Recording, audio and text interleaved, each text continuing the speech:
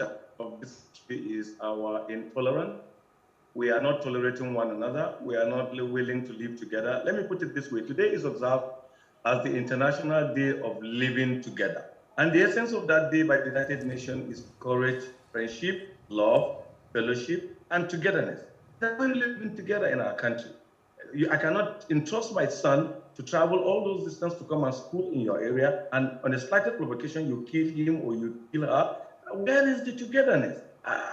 One of the things that's going on around us that has become so disturbing is the kind of intimidating lifestyle that people intimidate others as if others do not have a right in this country, as if others do not have a say in this country.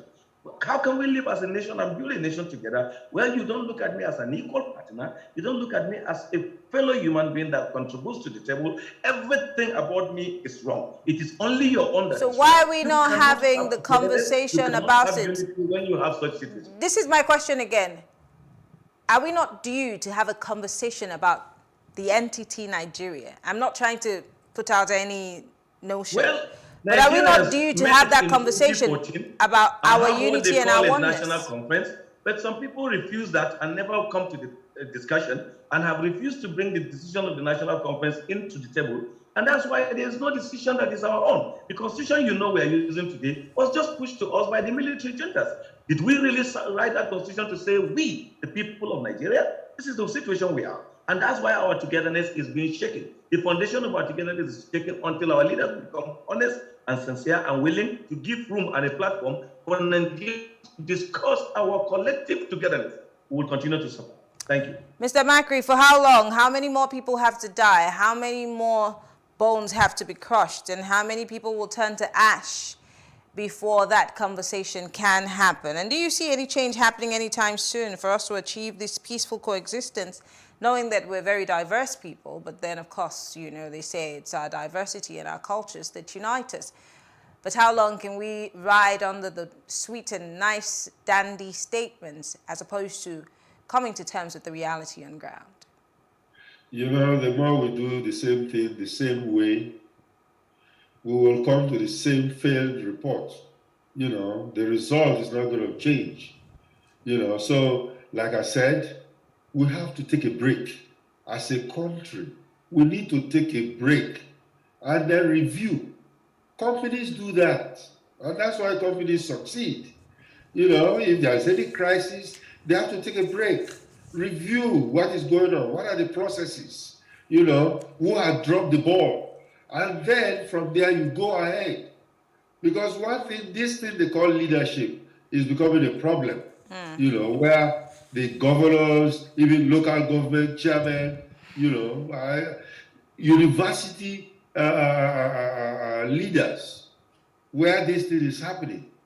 How have they done? What have been put in place to make sure that things like this don't happen?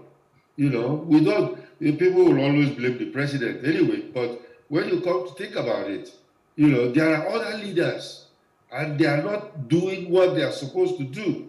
Religious leaders who don't want to do anything about it. We have the churches filled with fundamentalists. We have the mosques filled with fundamentalists, all of them holding very, very strongly to their own beliefs. But we are living in a country that is secular. So what does secular mean? Many people don't even know what secular means. So how far are we going about teaching them? Nobody is teaching anybody anything. So I think we have to take a break, call off the time, and then go in and restart. Okay. Well, pause and then play. Well, I want to say thank you. Dennis Macri is a former Deputy Director of the DSS, and of course, Reverend Joseph Hayab is of CAN in Northern Nigeria. Thank you so much, gentlemen, for being part of the conversation. Thank you for having me. All right. And thank you all for staying with us. We'll take a short break now. When we return, we discuss political parties and their finances, as INEC states that they have refused to submit financial statements to the Commission since 2016. We'll be right back.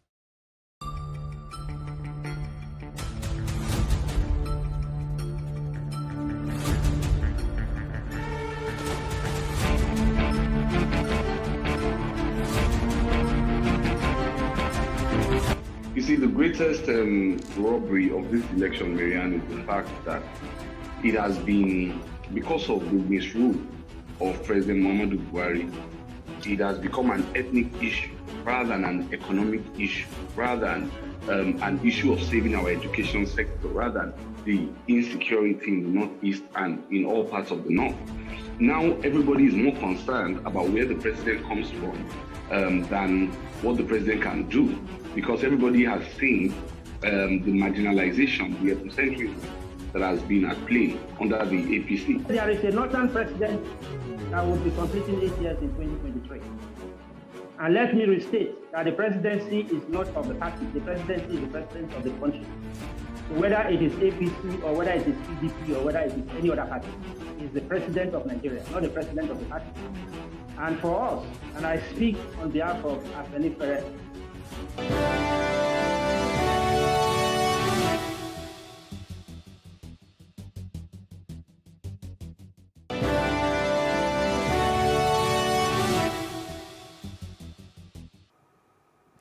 Indications have emerged that the refusal of political parties to submit to the Independent National Electoral Commission, INEC, their annual financial statements as required by the Constitution and the Electoral Act has prevented the Commission from monitoring their finances and publishing the same as mandated by the Constitution. INEC has confirmed that it audited the accounts of the parties up to 2016 and it had gone far on their 2017 and 2018 accounts whilst awaiting the remaining years. Now, INEC Chairman Professor Mahmood Yakubu said at a meeting with chairmen of political parties in March 2021 that only one political party complied with a constitutional provision, warning that their refusal to comply was in contravention of the law.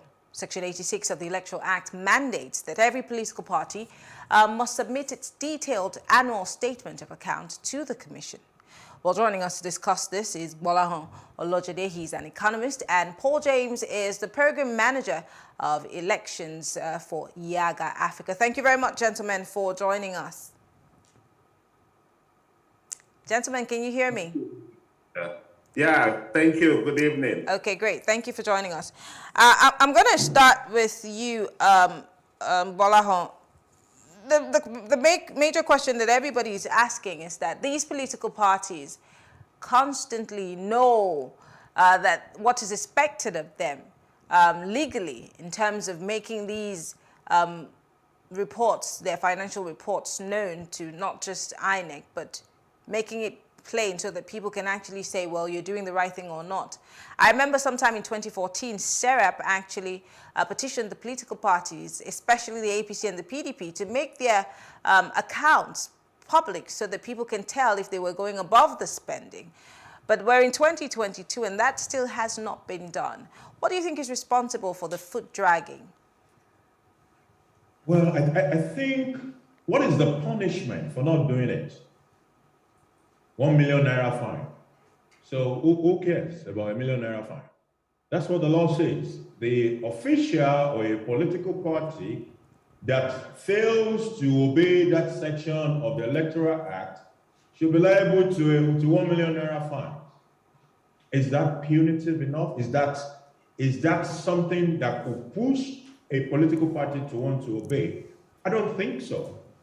And I'm surprised as to why this has remained the punishment for non-compliance, because it's actually a very fundamental issue to know who is donating money, big money, to political parties and how the money is being spent. The accountability, the asset and liability and the expenses of the parties must be known. And must be made public to Nigerians. This thing is actually meant to be published in 2 newspapers. But if the information are not there, the audit has not been concluded, what will INEC have to publish? And if the political parties don't comply, what is the punishment? The officer or the political party that does not comply will pay a 1 million fine or 6 months jail. I don't think that is enough to push the political parties to comply. So there needs to be more deterrence. But let me move to Paul. Paul, let's talk about election expenditure and third-party spending. We know, and you and I know, that putting parties in check even becomes dire when it's full-fledged campaign season. We see that, you know, a lot of people will say, well, this person has sponsored, this person is sponsoring, these people are giving us money to do this. And it has far-reaching effects. Could this also be part of the problems that INEC is grappling with? And what could be the way to deal better with this, you know, issues? Like Bolaho has said, 1 million naira is chicken change for these political parties or these politicians, a slap on the wrist. But then maybe if the jail term could be put over that, maybe that would be enough deterrent. What do you think? Well, I think first I would like us to start extracting even the political party systems we have, the political party structures we have in the country. Oftentimes you see immediately after the election, INEC will go by registering parties that didn't perform well in an election. We saw a case, for instance, the 2019 election, where well over 60 parties were deregistered at the end of the election. And so for a few that are also remaining, sometimes reorganizing or restructuring these parties also take a little time. For instance, most of these parties are just concluding their either congresses or even election of their officials. I mean, that happened just in recent time. And even on the part of INEC, sometimes I feel like there is complacency, especially from the department in INEC that's supposed to be responsible for tracking the expenses of the political parties and even the activities of the political parties. I mean, the election and party monitoring department in INEC. So I feel those are the places to start the conversation from. First, to look at the political party structure and also even on the part of INEC. There have been a lot of contravention of this law. This does not even start now. I like the fact that you are going back as far as even 2014, 2015 to see. And then like the other, my co-panelists had also mentioned, the challenge also of sanction is still there. But then the biggest thing is also about the inability of the agencies of government, of the structures in place to even track political party spending. This is a country where we have seen individuals donating as much as 100 million to political parties. Where the law is clear about what an individual can spend, what parties can spend, it is difficult to track some of this sort of donations that come to political party. Now, we even have a bigger challenge ahead of us for the coming election. The new electoral act is saying the parties can spend up to about 5 billion naira for the presidential contest. These expenses have started already with the purchase of funds. These expenses have started with the administrative fees that people are paying. These expenses have started with even monies that people are paying to the state secretariat. We are striking them. At what point will INEC begin the striking? Even if political parties are failing, for the few that INEC have tracked, INEC can even come public to begin to tell the public what the parties are doing. Maybe that will spur the parties to do the needful. That will spur the parties to do what is expected of them. Bolaho, I want to take it up from where Paul has stopped.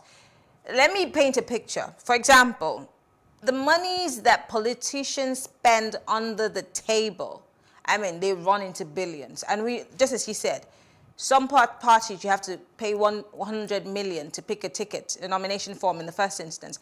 And this is not the monies that you're going to spend campaigning. That's just an aside.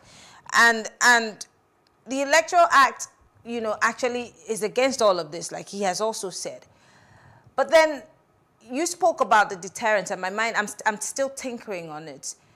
The fact that INEC has not really necessarily made moves to start striking, like Paul has said, and the fact that this might continue to happen because it's a vicious cycle, does that not boil down to the lawlessness that we have in the country in general? I'm talking about the fact that Nigeria has so many laws that addresses almost everything.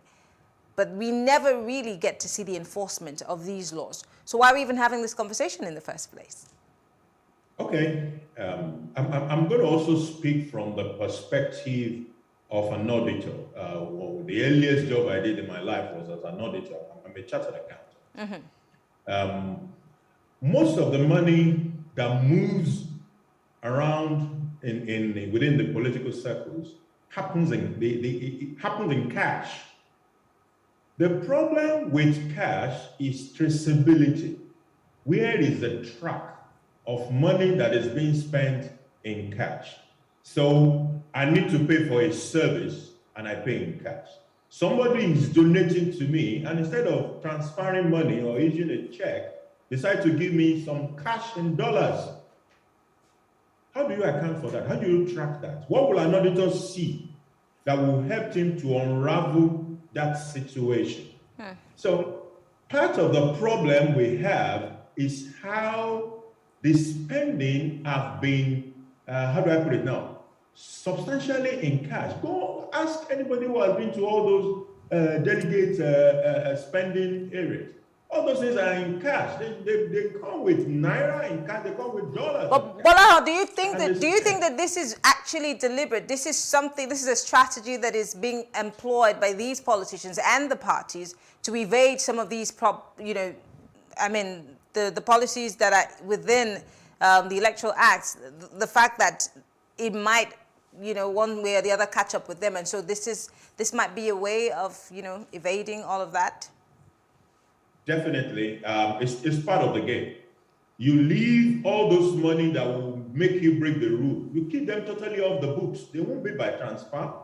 They will be by currency, cash. So it is left for you to know how you want to capture that, or you capture it totally off the books of the organization. Now, INEC and the Electoral Act is aware of this possibility. So there is also a part where it mentioned an accountant who helps political parties to cook books. And he has a sanction for that accountant. Having said that, the way we use cash in our electoral process makes it easy for political parties to beat the rules. They will declare what they want to declare. They will pass through the system what they want to pass through the system, and they will leave the rest completely out of the books. Let's talk about the campaign finance law. I'm bringing back to you, Paul. Do we think that the political parties understand the campaign finance law for them to be totally in adherence? Again, if we have had issues like this dating back to 2014, and it's left, kudos to people like Serap. Serap has continuously put government on their toes in terms of accountability. Whether they've made a leeway or not is another conversation, for another day.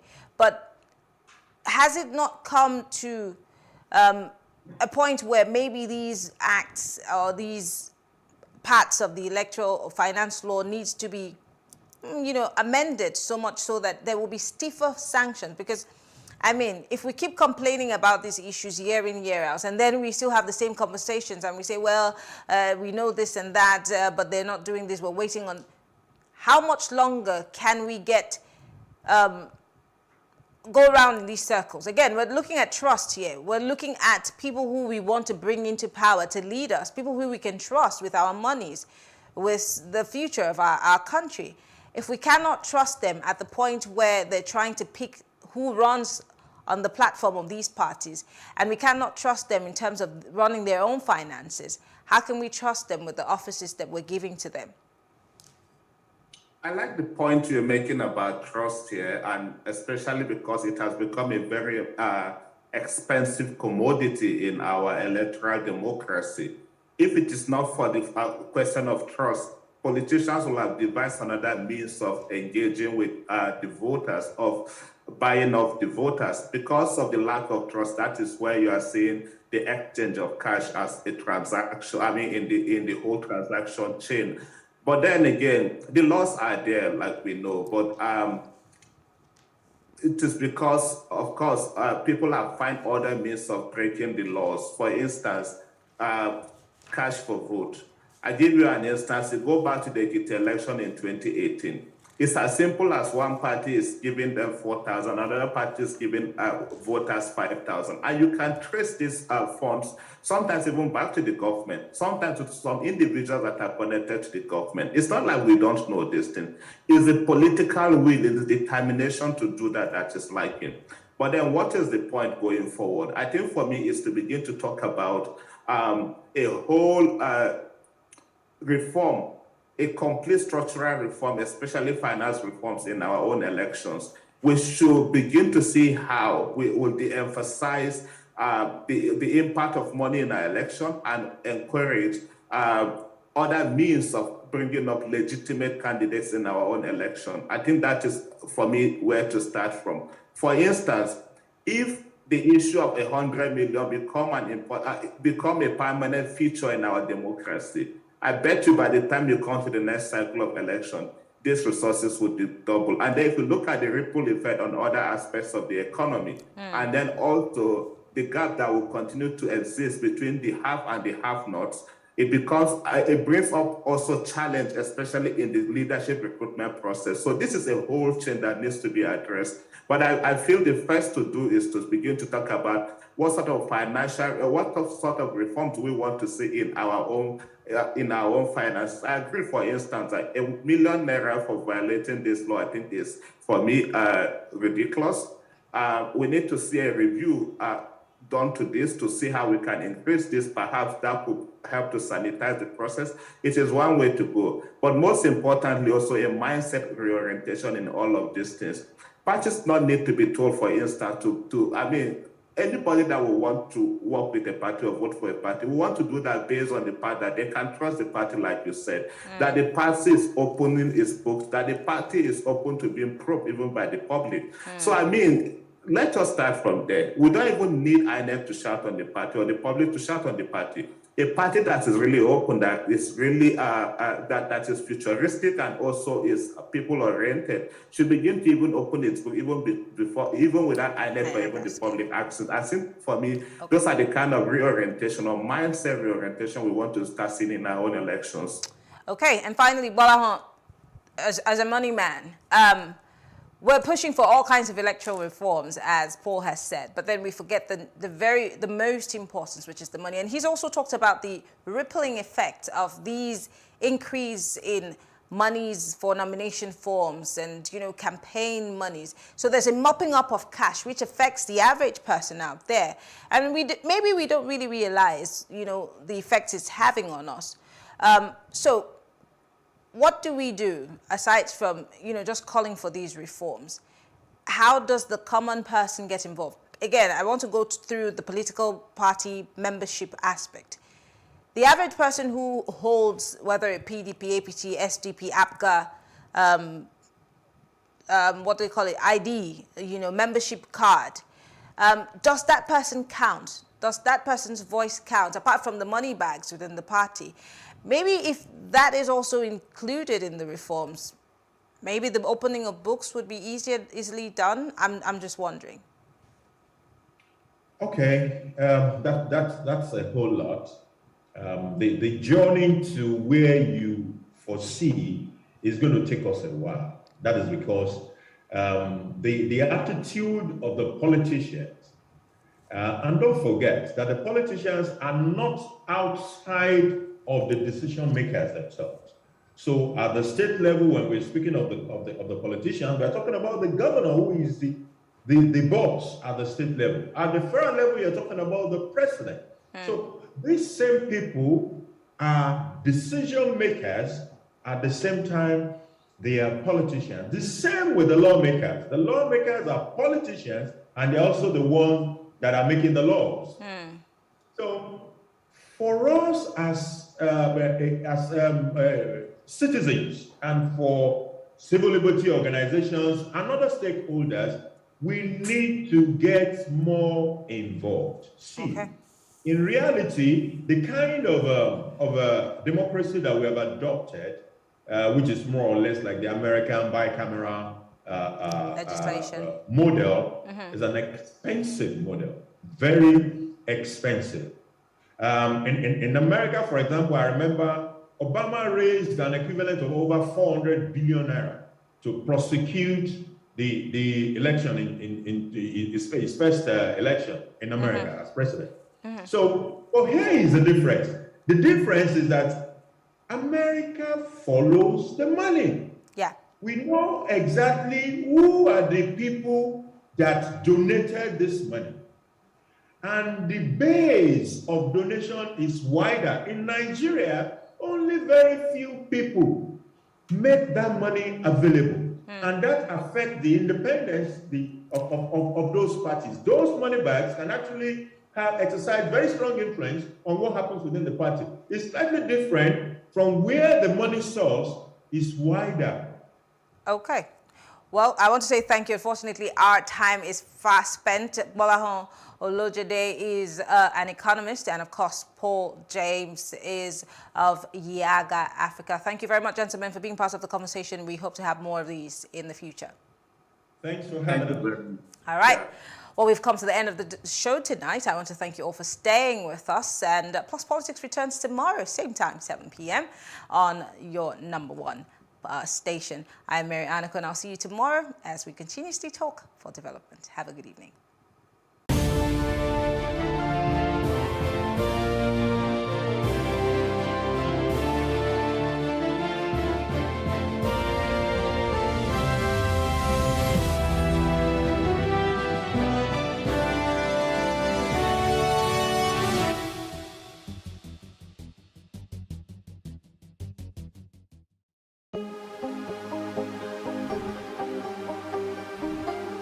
It for upcoming artists to blow in Nigeria.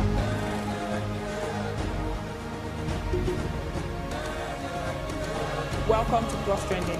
I am Bookie November, your host, saying thank you for joining us on today's episode. Welcome back. It's tea time on PlusTvAfrica. Practice makes perfect. I'm not perfect yet, but I'm a lot better than I used to be. He's a king. He's entitled to marry 100 if he wants to.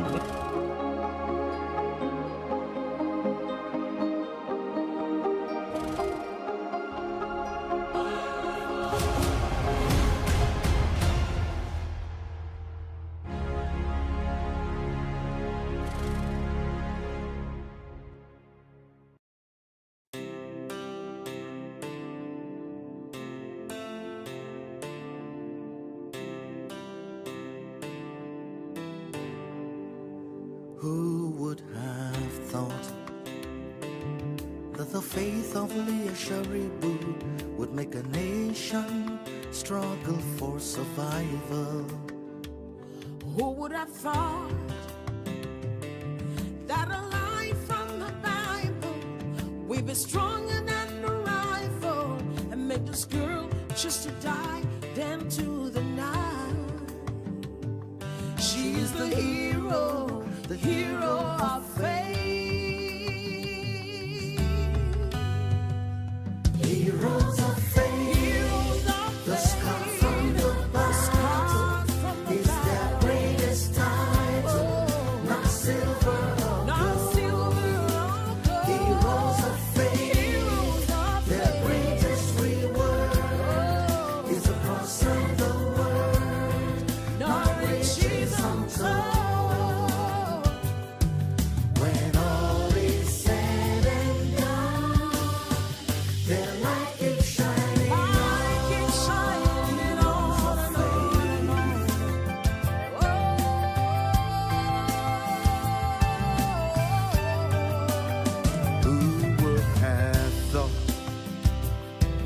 That 4 years would go by and the nations would stand by in silence and pretend no wrong was done.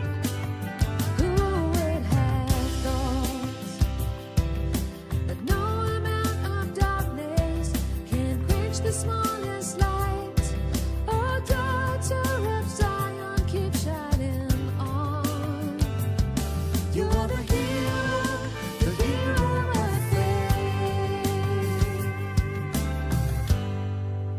Heroes of faith, the scar from the battle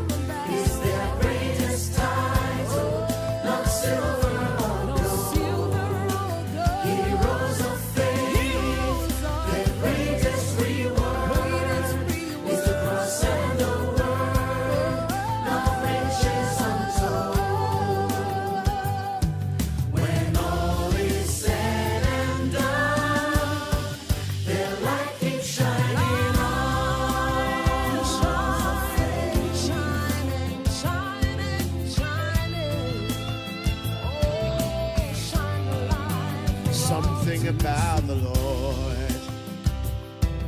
His love is his power, And there is no lover that can give his life and die for his friends. Something about the Lord.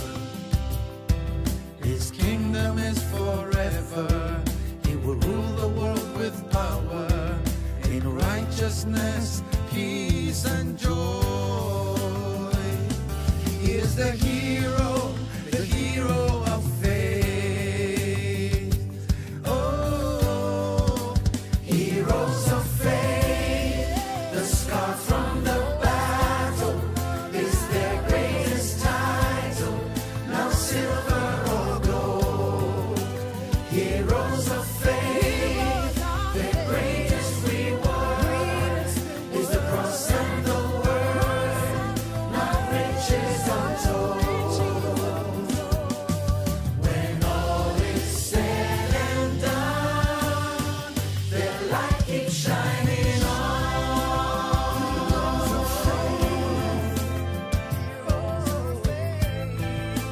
Shining on. Heroes of faith, the scar from the battle is their greatest title, not silver or gold. Heroes of faith, their greatest reward is the cross and the word, not riches untold. When all is said and done, their light keeps shining on. Their light keeps shining on. Their light keeps shining on. Their light keeps shining on.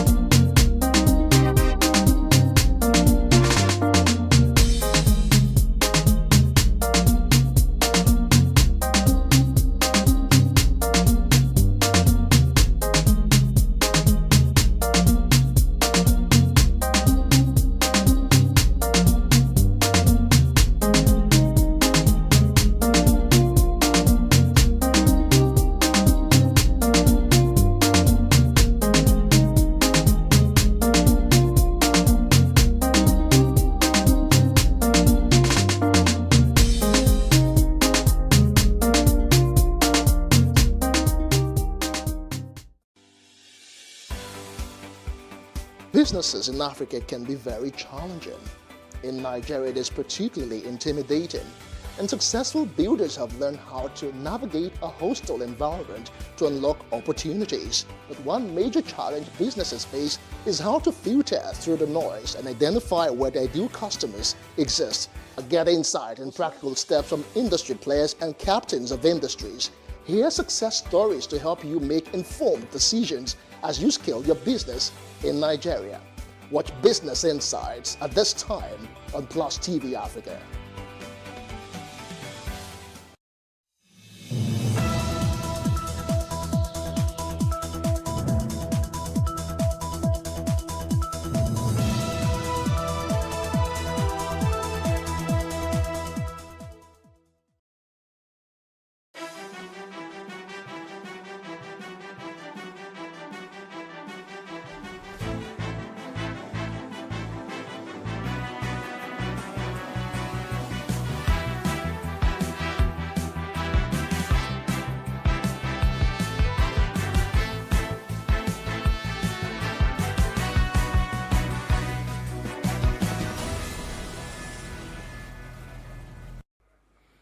Hello and welcome to What Are You Saying? #Ways, where we talk about topics in the news as it affects us all. I am Musaiwa Mesale, and today Mani and I are holding the fort. Hi, Mani. I can't move too much. Sorry. Oh, thank you. It's been a long time I experienced pain this much. You just need someone to hold you and massage your neck. Seriously, Abby. I need a heavy, excruciating pain. Like when I was driving, I had to be like this still, because if I enter any small pothole, I feel the pain in my spine. Oh, sorry. Sorry, but you need to actually have someone help you. If not, the pain would become worse. Right? Yes, you need. Okay, I have to go and get a masseuse with that.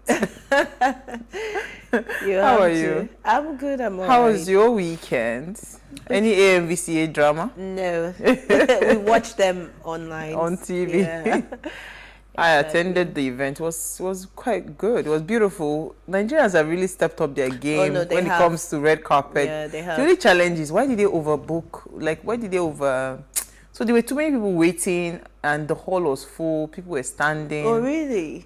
So there was. So that means they didn't use a very big hall. No. So okay, is the Eco Hotel Convention Center what they call that hall? Big one. Yeah, but what they did, they will split it because they have an after party. Of it. Yeah. They will have an after party, so they have half of the hall, the after party, then half, but it still wasn't. A lot of people were standing. Come and see celebrities all in their.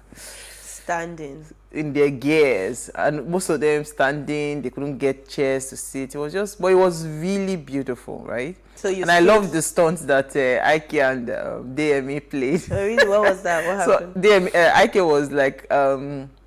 was saying a joke about DME. DME now goes, Will Smith, take your name out of take my name out of your. Then Ike said, okay, no problem. DME gets up and is now walking towards the stage. As he just reached stage, 2 bouncers just lifted him from the ground. I can say, you think this is Hollywood? He said, this is not the Oscars. I like that. He said, before I go talk about it, I came prepared.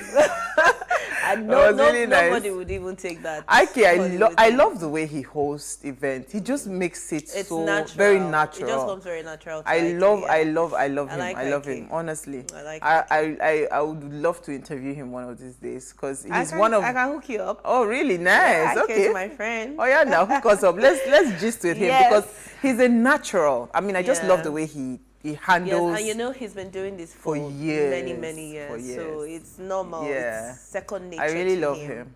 And he's our Edo brother, so yes, exactly. Why not? All right, so we found a very interesting video online, though. Money and politics. Mondays is always political issues, governance, and leadership. So we're discussing money and politics. And the quote we found for today is, the only way to get money out of politics is to get politics out of money making. This was so apt, because our politics right now is a money making venture. So, and that's the only way. If you want to take out money, you must take out the money making part of politics. So a video recently surfaced online of Senator Ademola Adeleke, a governorship aspirant, announcing to voters that he has arrived with a lot of cash. Not just naira, but dollars. pounds and euro. What? So today, Kule Lawal is here to discuss the politics of money and its impact on good governance. But first, let's take a break to see what we found in the news.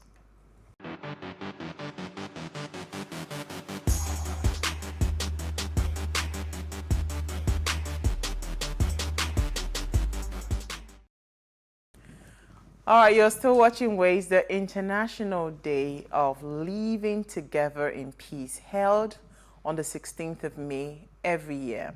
The day is celebrated on the 16th of May throughout the world, and with its annual observance, it aims to urge people to live together in a united and peaceful way. Individuals can attain this by listening to each other and respecting one another despite their differences.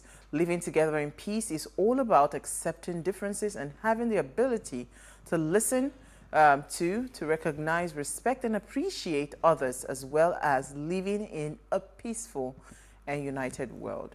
So this is a very, very important day, especially in Nigeria, with the recent, killing of the young girl in Sokoto, right? It just tells you that we have so much intolerance, you know, for other people. Yeah. We don't make excuses for people who are not, it's not going my way, then it's my way or the highway. You know, so this is a very important day, and I'm hoping that, you know, so for Nigeria, I hear that it is impossible for us to live in peace because of the foundation. So that the only way we can come back to that point of peace is if we go back to the foundation, the root, and say, okay, where did we make errors, and correct it from the foundation, right? So not just shoving a nation on people's throats. Instead, everybody come together, come on the table and say, okay, you know what? This is why we have to be together. I've heard that argument, and I think it makes sense. So it's just like, for instance, you are in, what would I call it now, in a marriage or something, right? If the foundation is faulty, instead of trying so hard to live together in peace, sometimes it's important for you to go back to the root. Where was it done wrong? And you now sit down and say, okay, do we really want to be together as husband and wife? If the answer is yes, what are you bringing to the table? What am I bringing to the table? Then we then sit down. And I think that is a healthier way, so everybody understands and respects everybody's, abilities and whatever it is that they're bringing to the table.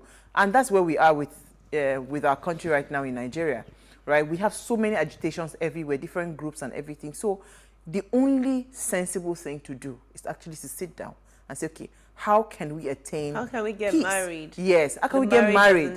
Yes. How can we get married and live peacefully? And if we can't get married and live in peace. So what do we need to do? Do you understand? You can even make it a separate transaction. We don't have to be at peace with each other, but you have something that I want. I have something that you want. So let's make it a transaction.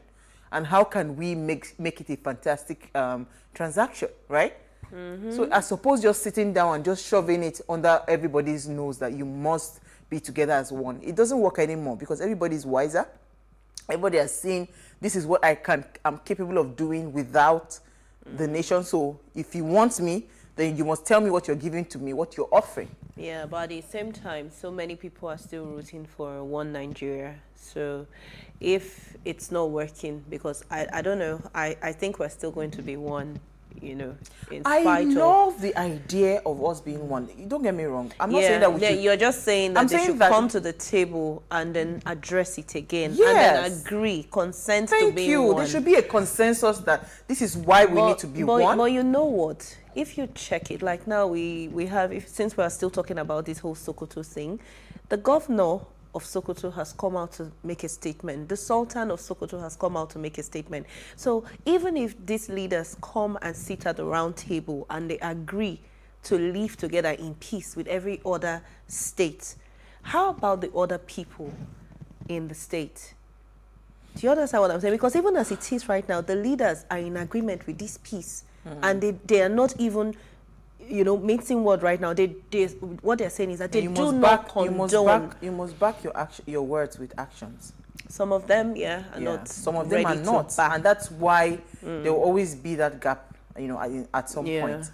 Let's move on quickly. What did you find for us in the news? Okay, so today in the news, I found Kaduna government bans any form of religious protest. So it says that the Kaduna state government on Saturday banned any form of religious protest, just as it warned that any violator will be prosecuted. The governor, Nasi Ahmed El-Rufai, has charged security agencies to ensure strict enforcement of this ban against any form of religious protest in the state. The governor also charged religious leaders, community leaders, and traditional rulers throughout the state to complement the efforts of government and security agencies towards the maintenance of peace and stability. Security agencies have thus resolved that any attempt by individuals or groups to disrupt the peace and stability of the state by way of religious protest will not be condoned. This step by the government is an attempt to prevent the ongoing violent protest in Sokoto over the arrest of the killer of Shehu Shagari College of Education student Sokoto. The protest, according to the authorities, has led to injuries, although nobody has been confirmed dead, but properties belonging to the people and churches have allegedly been burnt by the irate protesters. Yeah, so I think, you know, what's so funny is the fact that the government have stood up to tell everybody to step down. Agencies, government agencies come out and take charge. So what they should see and realize is that at the end of the day, the laws of the land are still supreme. So when I say supreme, I'm saying that they're still higher than our religious laws. So why in the first place would you think about taking the laws into your hands? You understand? If you say somebody commits this crime against your religion, your laws, whatever, what is supposed to reign supreme over every other law is the law of the state. Now the government have stepped up to say, everybody stay at home, you know, no more protests, no more religious protests. And they're going to say yes to that, because if they do not, then the government agencies will take control. Absolutely. I think we need more of that across board. So airline operators of Nigeria have announced plans to disrupt scheduled flight operations over scarcity of aviation fuel. This was an announcement that was signed by the spokesperson, Professor Biora. The operator lamented that aviation fuel scarcity would lead to flight rescheduling and cancellation. The airline operator wishes to alert the public of impending disruptions of flights, operations of members of association. The development is being forced on by the growing scarcity of aviation fuel, popular as Jet A1. The scarcity is impacting negatively on the seamless conduct of air transport operation and would lead to flight rescheduling and cancellation. Remember last week we were taking the story where they said that the government was giving them some form of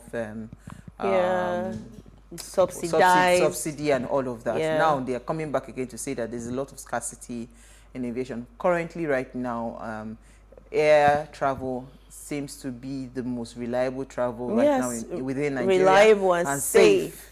Right? So now when we're having this, it's a big issue. Well, we're hoping that we can find... So I'm really tired of all this conversation around our oil and gas sector, because I still cannot understand why certain things cannot just work.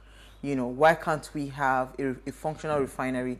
Why can't we have us producing some of this fuel ourselves? Why do we have all these shortages? The thing still just bothers my head. But you know what? I will probably look for an expert to bring in on Wednesday to discuss this, so that we can have clarity on what the way forward. Because even me, I felt that subsidy or whatever it was, it is still not. It's like you're compounding the problem. We're already facing subsidy on petrol. You are now worsening the situation. Let us just face our reality. Yes. And let us even know what, and let's know what our reality is.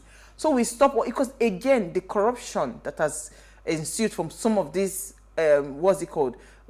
conversations, it's just too alarming.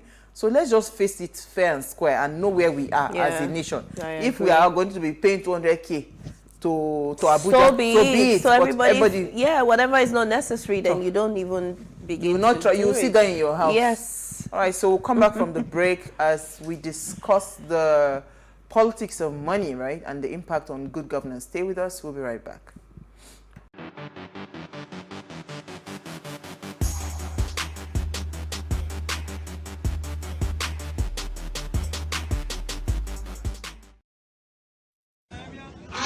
ẹ̀yin Ọ̀ṣun, you are the one to decide.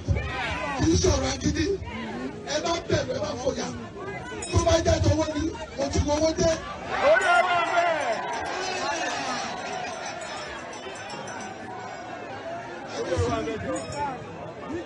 Ẹni sùúrù,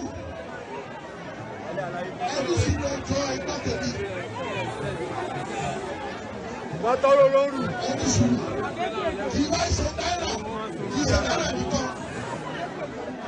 Dọ́là, pound, euro. Fire for fire ní lọ́dẹ̀. Fire for fire.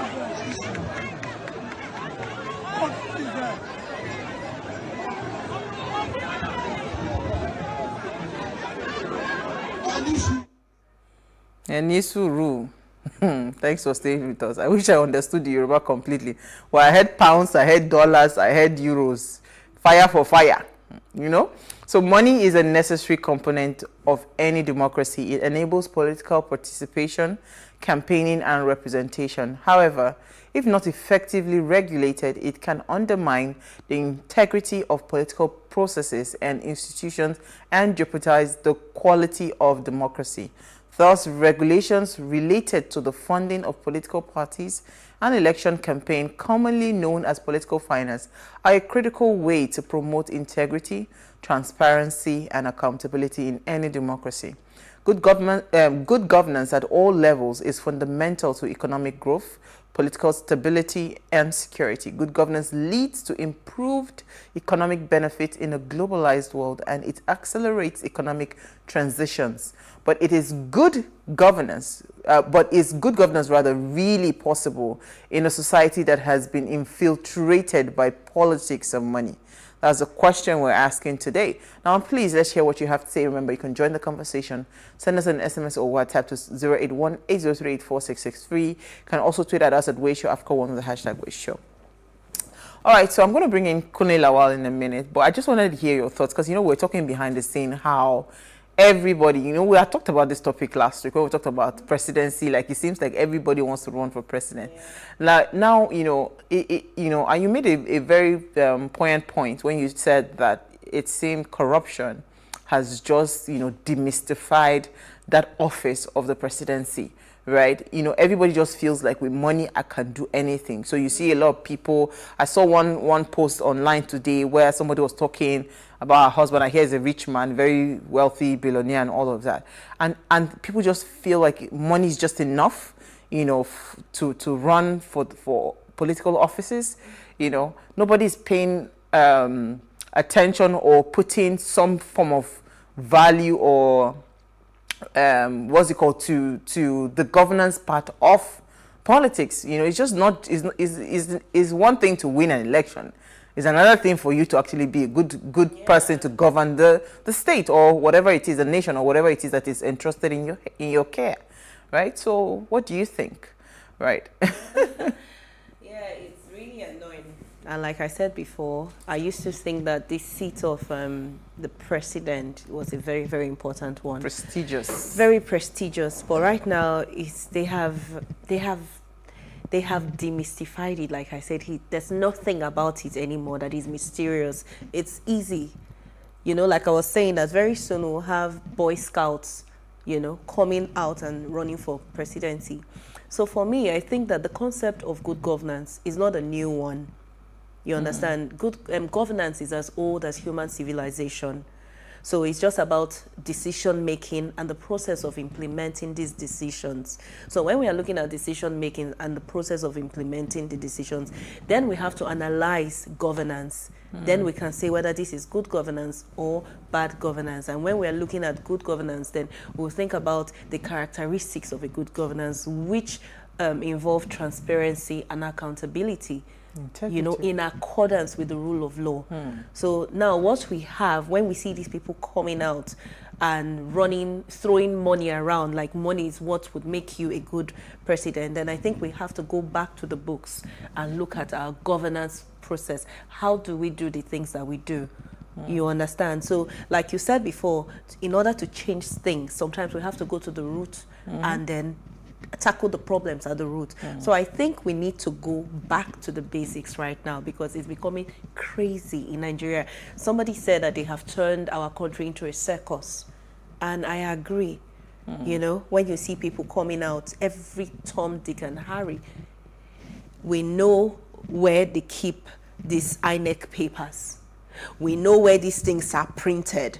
Then we have the two people representing these two offices coming out also to say, me too. Like, what's going on here? So I think this is a very good topic today. We need to look at the process, you know, by which we as a nation, Nigeria, you know, look at governance. Absolutely. Yeah. Let me bring in Kunle Lawal. Kunle Lawal is an entrepreneur, an idea generator, TEDx speaker, and patriot. He has a keen eye for opportunities based on his experience in politics, working with non-governmental organizations and the federal government.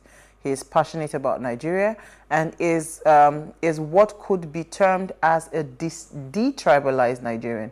He considers his boundaries to be limitless and is really focused on changing the Nigerian narrative in political participation. He currently serves as Executive Director of the Electoral College, Nigeria, and is also the country lead for War Chat NG. Kunle Lawal was once acting National Publicity Secretary of COA Party, Alliance for New Nigeria senatorial candidate in 2019, and has since transitioned to a non-partisan influential player in politics and electoral matters in Nigeria. And he's joined us via Zoom from Abuja. Thank you so much, Kunle Lawal, for joining us this evening. Thank you so much. Good evening, Noah. It's a pleasure to be here as usual. Thank you. Kunle, so this conversation is quite interesting because we're talking the politics of money and its impact on good governance. That's the topic for today. You know, when I saw that video with Senator Adeleke, it was the boldness for me, right? Because the truth is, he's one person I actually do respect his sincerity. No, because this is what every politician does in Nigeria, but they will not have the boldness to come out and do it in front of the people. They shouldn't have the boldness to do But wait, but he has some level of sincerity in saying it as it is, because we all know that politics is about money in this country, right? You know, so where do we even start from, you know, when we talk about the politics of money and, you know, how is it impacting? Because right now, if we say the highest bidder gets the seat, what then happens when he has gotten that seat? What happens to the governance part of that politics? You see, first, you cannot challenge a nation to understand something it hasn't understood. So I'll first start with separating politics and governance. So of course we have politics, which is the vehicle to elected office. And then we have governance, which is deliverance of executing, of course, objectives of the office of the elected. They're two separate things. Now, most Nigerians cannot separate politics from governance. Most politicians cannot separate politics from governance, which is the reason why we have party flags behind elected officers in seat of office. You're sworn to the Constitution of the Federal Republic of Nigeria, which is what guarantees your office, and not your political party. The political party is just the vehicle. So I know why I started with this, because I wanted to create a diagram. Now, it's easy to blame the politicians on videos and say, okay, they're giving money or whatever. But I would ask the question, the electorate demands nothing else but money.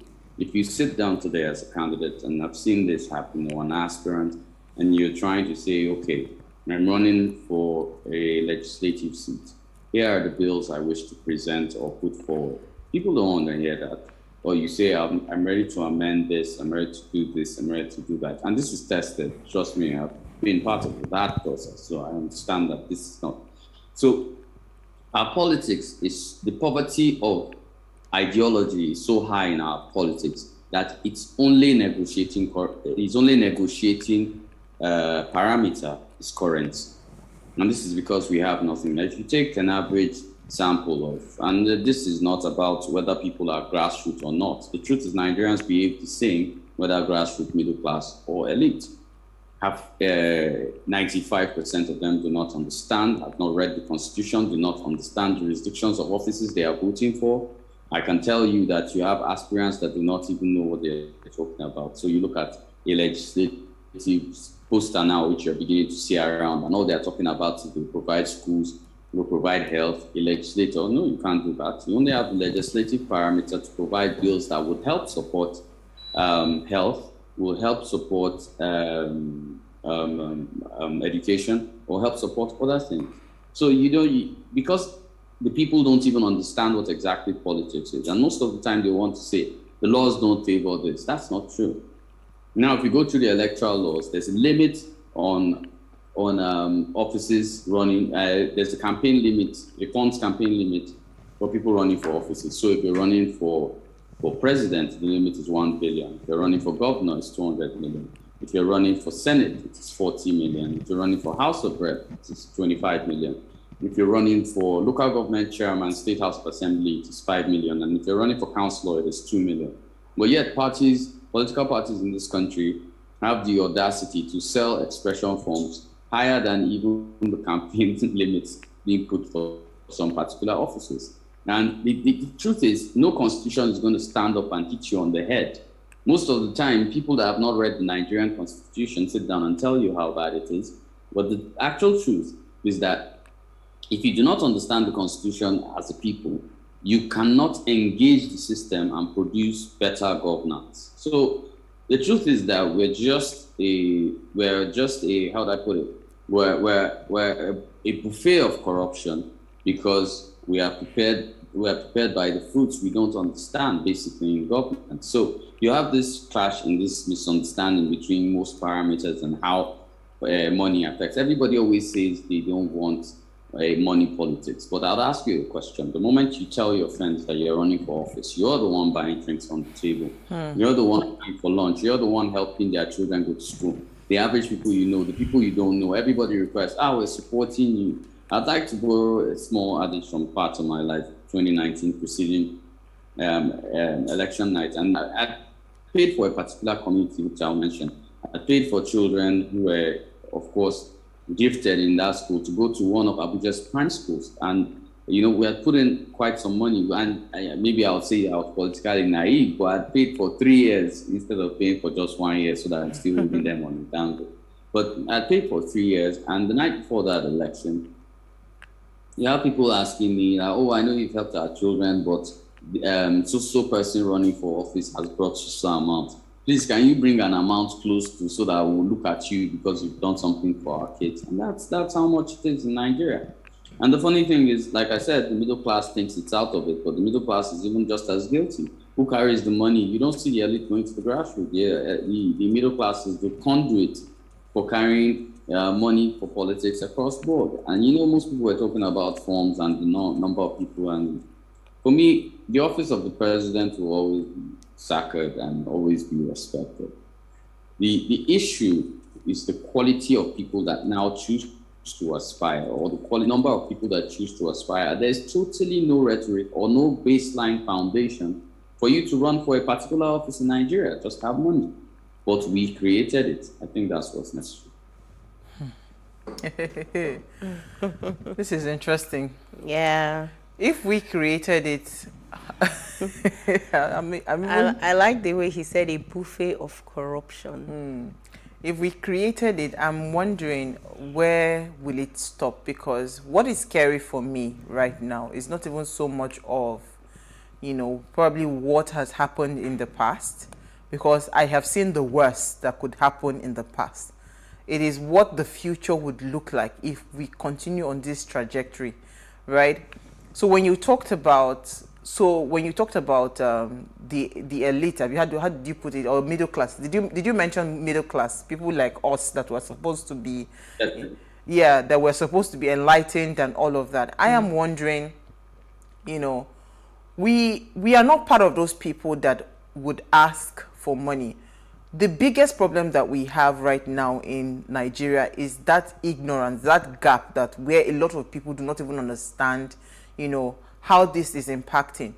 Somebody was asking me something, that would somebody sell their vote for for 1,000 naira. I said to the person, I said, at this rate in Nigeria, even for 200 naira, 200 naira, they would do that. Because again, so the killing that happened in Lekki just further buttressed how impactful 100 naira is. And these politicians always continue, even when you have good intentions, right? When you have good intentions as a politician, you know, they get to that point where they also become frustrated and they say, you know what, if it's money they want, just give them the money. After 4 years, they won't see me again. I'll go and do what it is I need to do. So we have gotten to that point where, and that is what is scary for me. It doesn't, I have seen the worst that can happen in the past. I'm saying that where we are going, this is really deep, because it just means that it's going to get bad. If we continue at this trajectory, there's no end in sight to how vicious it will become with the money game in playing this politics in Nigeria. It's only going to get worse. So where do we even come out? How do we start to come out of this mess that we have gotten ourselves into? Okay, first, before I go into the solutions, I'll first like to reiterate something. So a lot of people like to say the middle class won't ask for money, but the middle class does, and I'll give you an example. The moment, like now, let me even use a basic example of what's happening. So now, Waze has invited me to a show. I'm speaking here freely. The moment I declare I'm running for office, and this is not to Waze directly, I'm just using an example because I don't want to call another show. So the moment I've declared I'm running for office, Waze will charge me. Now, this is not to Waze, like I need to repeat this. Waze will charge me 1 million naira to be on the show. It happens with blogs. Blogs that used to carry stuff. And the moment you declare you're running for office, it costs so amount. Everything is a price difference at this thing. Middle class for me is the direct recipient of corruption in Nigeria. And that's the honest truth. We choose not to accept it. Yes, they do not accept 1,000 for a vote. But preceding that vote occurring, middle class is at every step making politics as expensive as it is in Nigeria. Now let's look at solutions, and I think this is where, first, I think the problem we refuse to accept is no matter how educated we are, I've stated 95% of Nigeria's entire population is politically illiterate. It's bad to the fact we do not understand local government, which is why we have less than an 8% of voting population participation in the local government election. Our political illiteracy goes as much as not knowing what the flags behind the president represent. I remember there was an ongoing argument one time when the flag was noticed, which represents the armed forces. And people were saying it's a Cuban flag, or I don't know, they came up with so many things. Anyway, let's go back to the point. So political illiteracy is a very, very big thing. The second thing that I think we have a massive problem with is that we're not part of the actual election process. So the entire Nigeria allows, so I'll give you the average party for a presidential primaries right now will have about 7,000 or 8,000 delegates. We're not part of the party. We're not concerned with the system. We don't join political parties. Now, not everybody is supposed to, but a reasonable number. We're 200 million. A reasonable number of us to be part of this. And if we are part of political parties, we now will be able to change the narrative which we have in Nigeria. I don't believe, and this is not to say, I don't believe we have an election in Nigeria. What we actually have is a selection. And here's why. So 7,000 people choose who the rest of 200 million of us are going to be, or 120 million of us are going to be voting for or not voting for. And these delegates, we refuse to be part of it. So you hear some people saying, okay, let me use present time an example. People say, oh, I want Peter Obi to emerge from the PDP. Guy, it's not going to emerge. Or girl, it's not going to emerge. You want to know why? You're not a delegate. You are not going to be able to allow him ascend and become a candidate of a political party. Because all you're in love with, or you understand, is you're not part of the process. So till they bring out whoever, Mr. A and Mr. B, and say, these are your candidates, then you can vote. That's the only time Nigerians have a decision to make. But those decisions are predetermined by delegates. So as long as we do not participate fully in political parties, we're going to continue to have this quagmire going up and down. A lot of us need to go into political parties, become part of the system, work within the system, understand how it works, and then try to move forward. Okay. Another solution I think I'll be looking at clearly is that we need to stop thinking that America, France, Ghana, Rwanda is Nigeria. We are complex with our own complex problems, so our own solutions must be internal. Now, I think one of the key solutions is even understanding the Constitution. Now, there's this thought process that in Nigeria, the Constitution belongs to lawyers. And lawyers help sell that because lawyers too believe that the Constitution is their birthright. Meanwhile, the average lawyer, well, let me not go into that. But the truth is that the Constitution is actually the holy book of being a citizen. If you've not read it and you're not concerned about it, then you can't call yourself Nigerian. It's that bad. It's more important than having a passport to Jakarta, because the passport only has to do with external stuff, and you need to understand the way the Constitution works so that you can begin to have serious engagement. I always ring this a lot. You cannot engage the system you do not understand. So most of the time, we find ourselves discussing business, discussing politics, discussing what is going to happen from a totally blind sight. I'll tell you the average thing. Most people say, local government chairman, I don't have access to, I have access to the chairman, but it seems that the federal is not giving money. The federal gives money, check. The federal gives money always. You don't know. And somewhere along the line, they'll say, state governors are collecting. If state governors are collecting, then sue the local government chairman. He has no immunity, or you don't know that. When you sue him and he goes to jail, next time you give him, or next time another one is giving money, you won't give it out. So you need to understand the Constitution and how it works. And everybody just wants to say, Lord Dugard. I always laugh when I hear Lord Dugard talk from Nigerians. Well, when you were having parties with First Start in 1977 when the oil boom was great, and we're paying people 3 times their salary, Lord Dugard was not the problem. Then now Lord Dugard is your problem. You can't selectively choose what is the problem or not. And I think another system is we need to understand that we are Nigerian first before anything else. So most people are drunk in thinking they're from one tribe or they're this or they're that, and that's affected our decision making. I want my brother there. Okay, when your brother was there, what development was brought to your constituency? Nothing. You're just high on, and this is drug high, if I'm allowed to say that. This is drug high on the fact that someone from my local government or from my clan or community or ward is in power. Okay, Kule, we need to just take a very quick break, right? When we come back from the break, we'll continue the conversation. Stay with us, we'll be right back.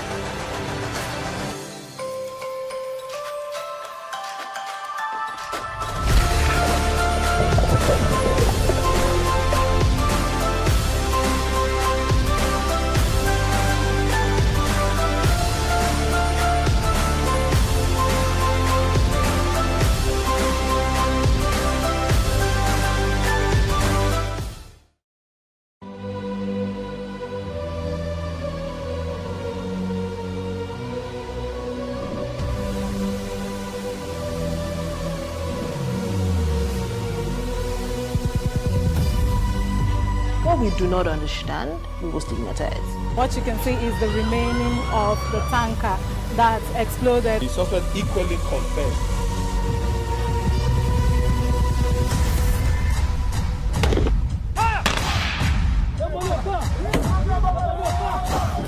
A 500 naira they collect them. If you no talk, they go beat you. Now 2,500 they pay.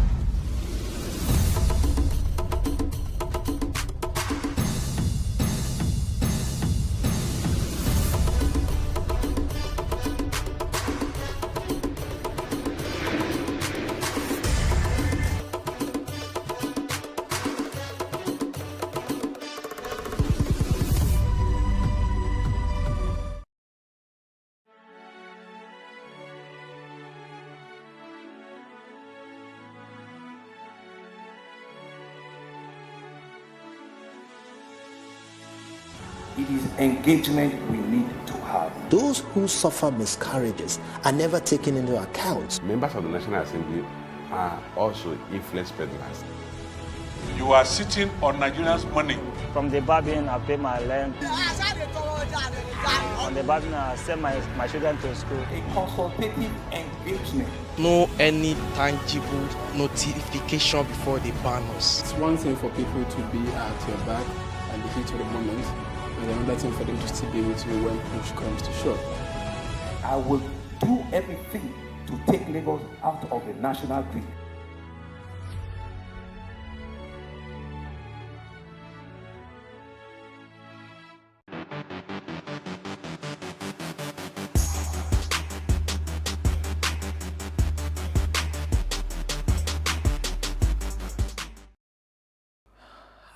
Thanks for staying with us now. If you just tuned in, we are discussing the politics of money and its impact on good governance with Kunle Lawal. Now, please, let's hear what you have to say. Remember, you can join the conversation. Send us an SMS or WhatsApp to 081-803-4663. You can also tweet at us at WayShowAfrica1 with the hashtag WayShow. All right, so Mani, you had a question for Kunle. Yes, I do. So, Kunle, we're talking about the politics of money. So right now, what we see is that the politics of money is the politics of exclusion. So how would an individual who, really wants to serve, how would he play in this game without money? Well, maybe I found myself caught within those lines, so I'll attempt to answer from how maybe I approached it. So you already have, there's always opportunity in chaos. So everybody chose money and nothing else. So in my time while running in 2019, I was able to propose 49 bills during the campaign year, which is higher than, of course, any legislator in Nigeria.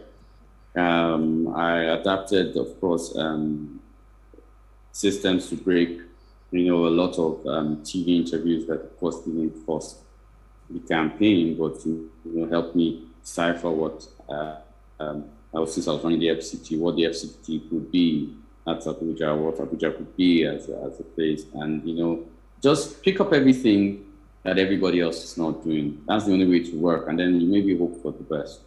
So, of course, obviously, I'm not a senator, but I had a race that's enviable by a lot of our aspirants and candidates still today.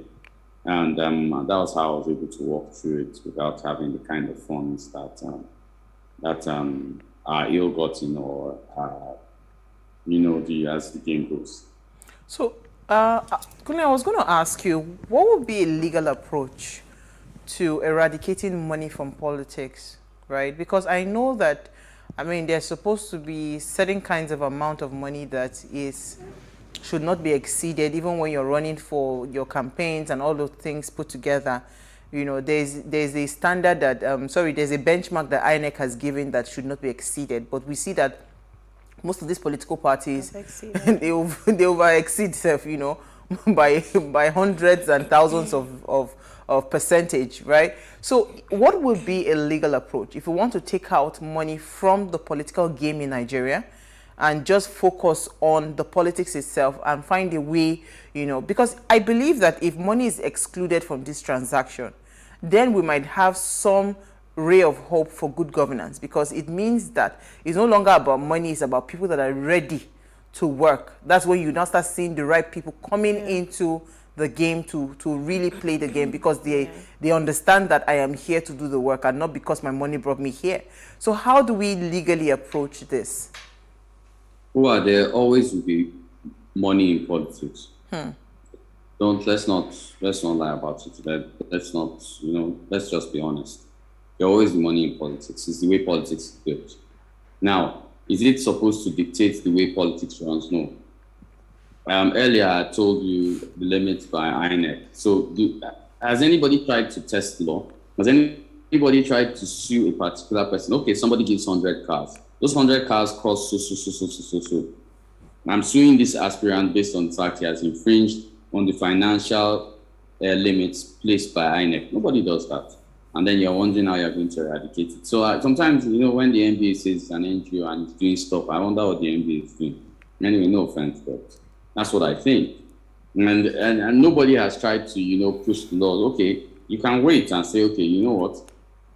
The other candidate, I was second, but the other candidate, he gave out some amount of money infringing on this particular part of the Electoral Act, which states that the money, the limit for our spending while running for office is this. And nobody has tested it.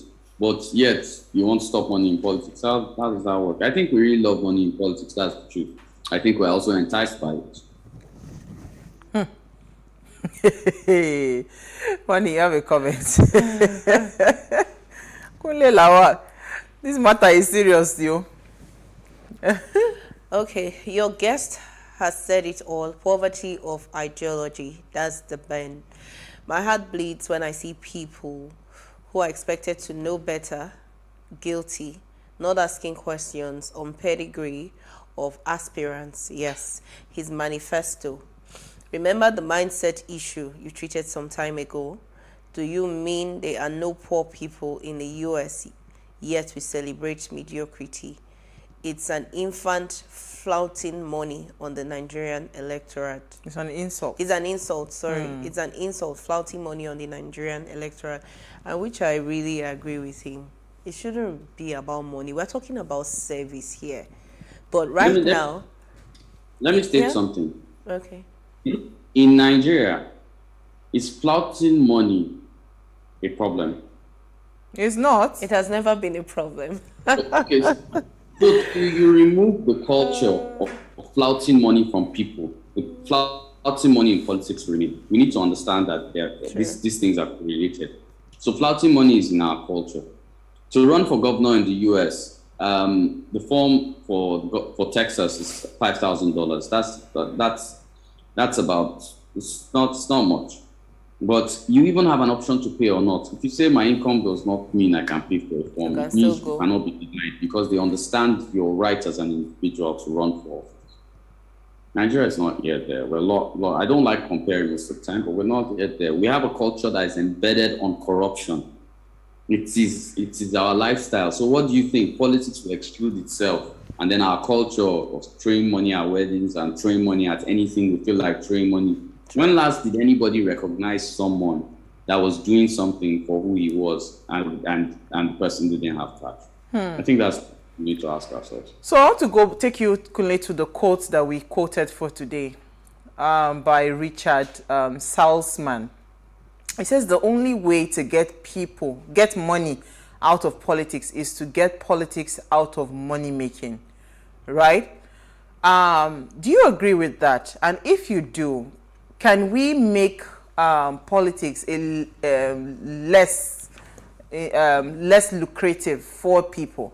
Is it possible? Let me explain. Money in politics thrives because the people are placed in a position where they will need money. So they guarantee that this circle of politics continues as is, which is from that quote states. Now, if you want politics and money out of politics, the simplest way to do it is to create an economy that thrives and works for all, demands good governance, raises the bar, builds a culture that we are able to see beyond the money. And then at that point, we can now take money out of politics. But if Nigeria remains as is, with all the Dorime actions happening in Lagos, no, money is going to remain. Nari Dorime. Good evening, my beautiful sisters of What Are You Saying? #ways. The politics of money and its impact on good governance. This is an important topic. You cannot remove politics from money and vice versa. To me, if money is removed in politics, there will definitely be good governance. But in Nigeria, it is not the case because people love it like that. Sister, I can feel your pain. You are healed in Jesus' name. Amen. My dear beautiful sister Money, you are looking lovely and beautiful today. Thank you, Daniel Elo. We're his regular fan. Thank you, Daniel. So, Kunle, as we try to wrap this conversation, because it's something that, can we, okay, so for instance, let's take the reason we even started to discuss this topic in the first place, Senator Adeleke, and his boldness to come out at a campaign rally to say, because I asked you about the legal approach, You talked about, have we called up, questioned anybody? Have we written, like, saying we're suing someone and all of that? But he has come out now to say that he did not only bring, now it's even interesting, because even the electorate, they understand that our naira is not valuable anymore. So he has told you that I did not come only with naira, I came with dollars, I came with pounds, and I came with euros, right? So there is money. And he says this boldly at a campaign rally, right? So are you trying to tell me, Kunle, that this cannot be used as something to what's it called? Probably stop his political fight for the governorship of that state? It's not possible to use that? Well, it is possible, but remember the Oliver Twists in the judiciary who are going to toss that case from a lower court and take it up to the Supreme Court. Now, no offense, but we know how it's going to go. It's going to be bought out. So there are lots of things. We, the people, have to really stand up and make a statement of these things. If somebody flouts that money, I'd like to see a local government say, we're not voting for this party in this local government in the next election because of that deed being done. But that sounds very good to the ears. But I know something about Nigerians. We're kind of, we're kind of gluttony. It's like, how can there be politics without money in Nigeria? It's like going to a party without small chops. That's what we think. Is that even without much, without that gun spraying of money and all of that? I mean, when you said that, it really hit home, because there's technically nothing you do right now in Nigeria that if money is not involved, you're not important. They don't even take you seriously. So it's a culture that has eaten. So it's a culture of money that we have, right? So can we approach this, maybe from the cashless?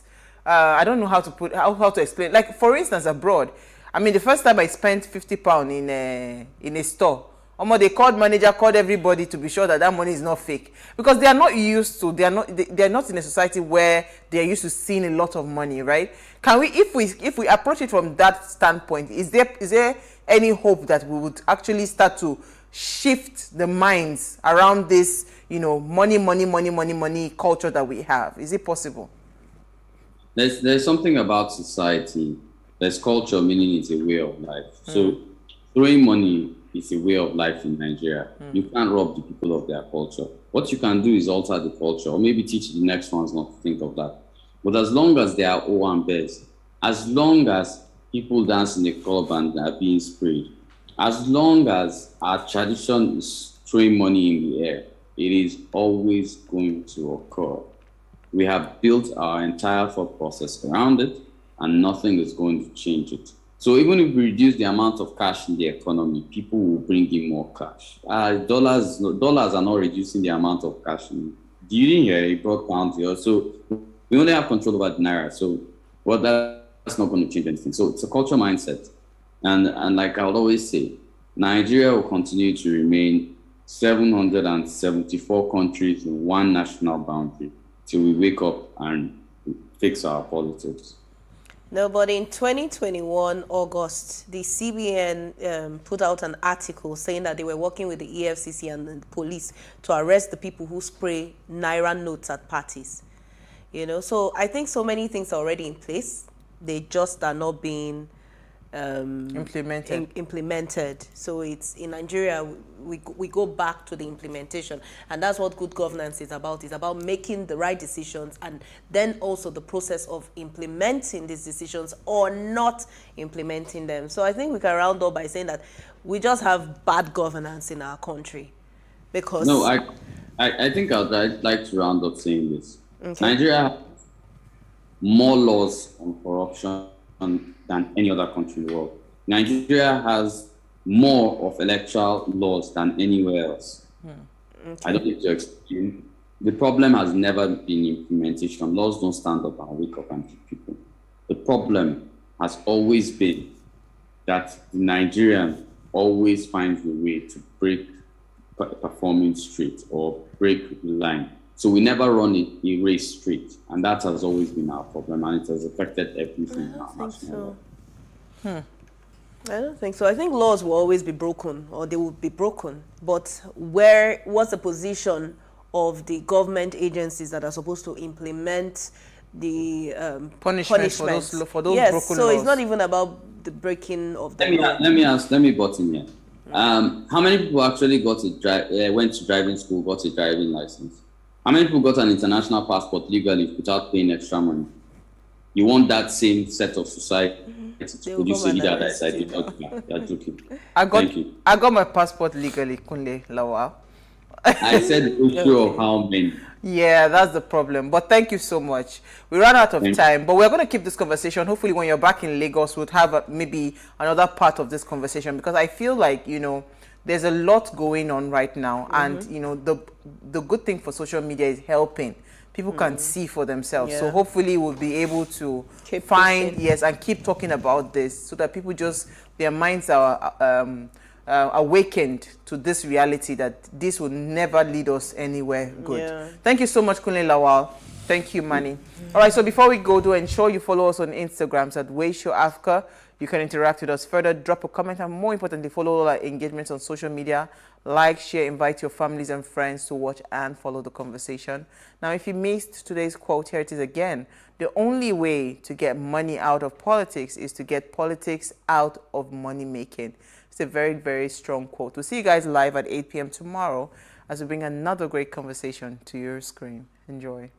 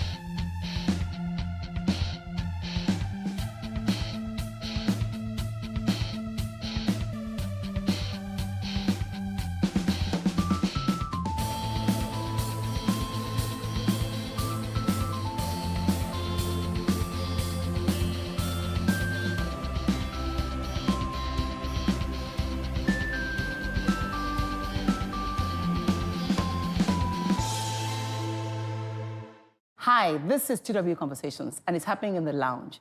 Last week, we started a conversation that was heated, we didn't finish, and allowed us to continue this week. So I'm still in the house with Anne, I'm in the house with Chisom, I'm in the house with Ebonlua, our co-host, but our two guests are hot. I have Chisom, no, Chisom is not my guest. It's Favor, and Ihoma. So we'll take a break, and then this time the conversation is going to be looking at the area of intimacy. Ihoma had told us that some of us have raised our children wrong, right? We'll find out when we come back from the break.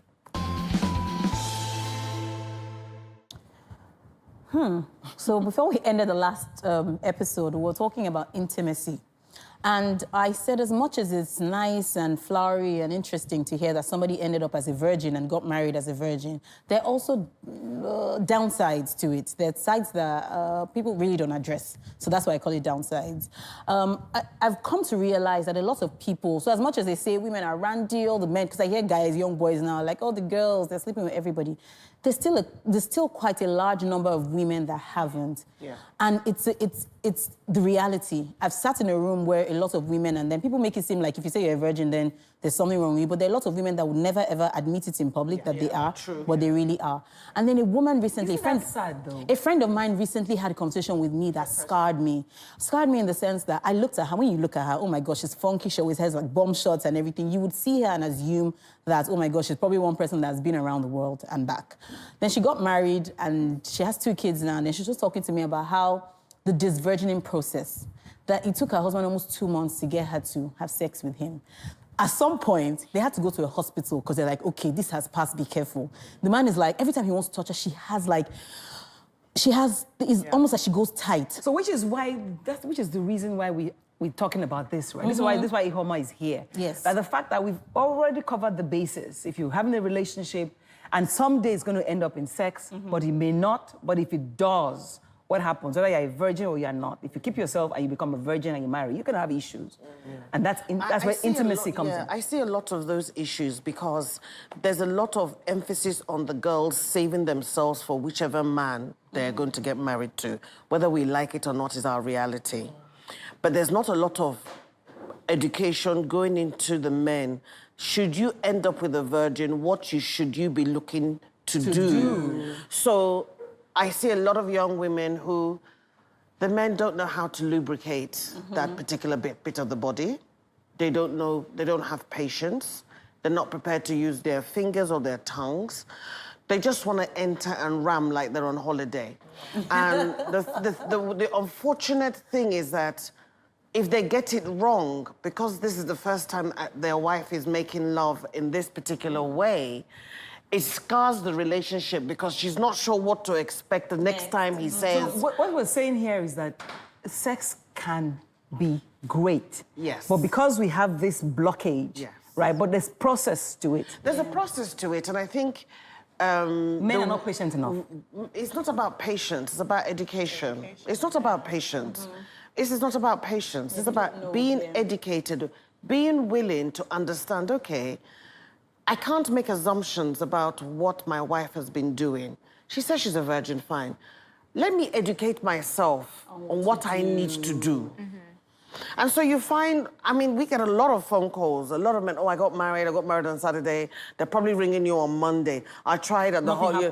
Nothing, oh, I tried to enter. It was tight. She was freaking out. And you're like...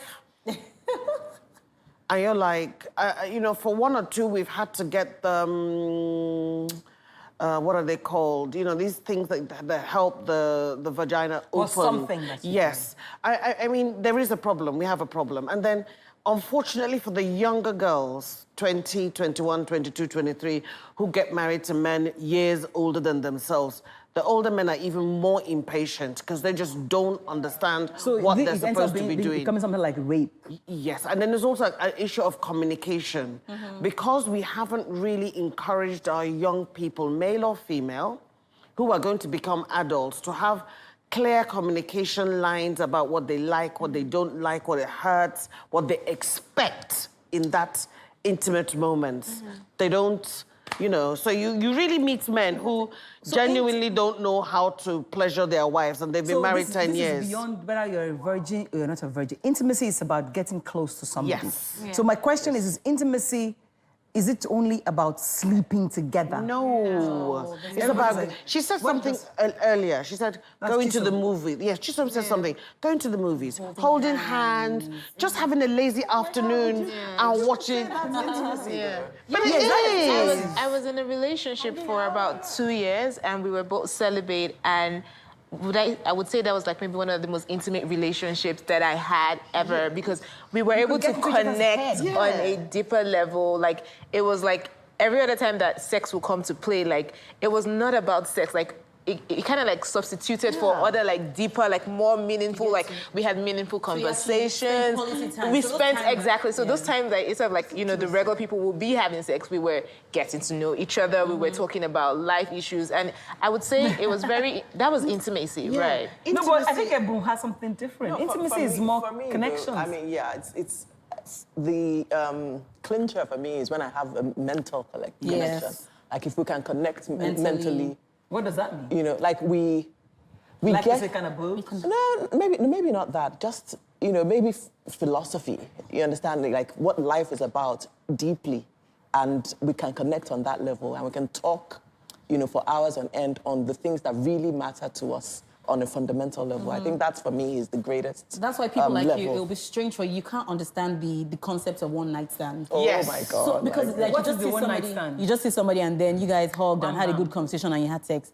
It's almost like, at what point did you discuss? At what point do we know each other enough? It's purely sexual. It's like, it's the instincts. Like, but you know, the funny thing is, it's so common nowadays for both men and women for different reasons. For mature single women who are not in relationships, but older and above a certain age, or widowers or widows, and they don't want to be in a relationship, a one-night stand may not be the best way to go, but it solves a particular need, a biological need at a particular time. We may not like it, but that's the reality. For the younger ones at university, it's for a different reason. For the boys, it's hit and run. Practicing. Yeah, I mean... So what brings me to the question of this practice? No, so for example, if everybody chooses to be celibate, and you ended up pairing up and you want to be otherwise, where is the practice going to come from? Must you have practiced? So you see, the thing is that when you, I'll say from two aspects, when you get married as a virgin and you realize that, you know, sometimes before you get married, you think you know, you think you're hot, you think you're, and then the reality hits you. Because nobody's really telling you, so I went for marriage counseling, what did they tell me about sex? Nobody's really telling you that, this is what you need to do, how to get, you know, those details, nobody really tells you that. When the reality hits you, if you're not careful, it would affect your self-confidence. Yes. So when it affects your self-confidence, it erodes other areas of your life. So you're trying to have a conversation with me, and I'm thinking, so my husband used to say, you're so self-confident. It's almost like when he's talking, when you're so self-conscious, he can be talking to me, I'm like, oh my God, is my leg uncomfortable? Is my this? Because it's more than the issue that we're talking about. It's internal. So I need to work on myself. You can't be telling me, let's have a discussion. There are many things that we will not connect on because I haven't sorted that out. So people need to understand that. When you now move past that, then you now realize, oh, so we really used to have nice conversations that I never ever noticed. So that can also be a blockage to the intimacy that is outside of the physical relationship. You know, so what we're saying here is that people have to work at it. People have to work at it, but the reality is that, are we prepared to work at it? Because with working at it involves some level of education. On both sides. On both sides.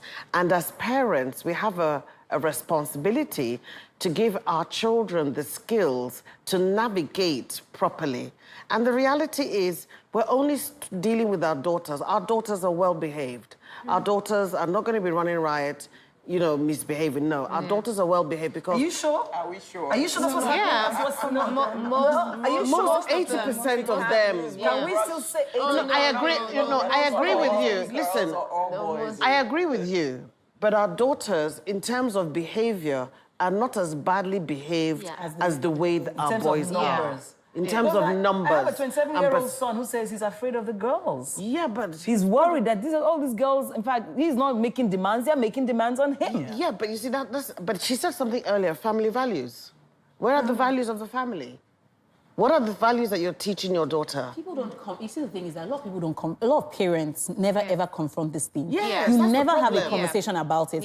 So, for instance, I tell my mom. My mom tells me on my 25th birthday, she calls me and she's like, "Oh, Anne, I want to pray for you. Do you have a prayer request?" Another time I wasn't married, and I'm like, "Oh, mommy, long life, you know, normal question." She's like, "I'm praying for you to find a spouse, you know."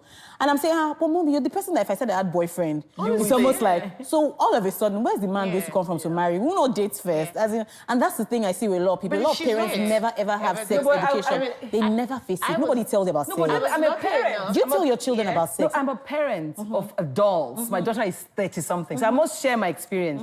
My daughter was 14 when she first told me about boyfriend. I wouldn't lie, my heart skipped a beat because who wants to be confronted with those kind of conversations? But guess what?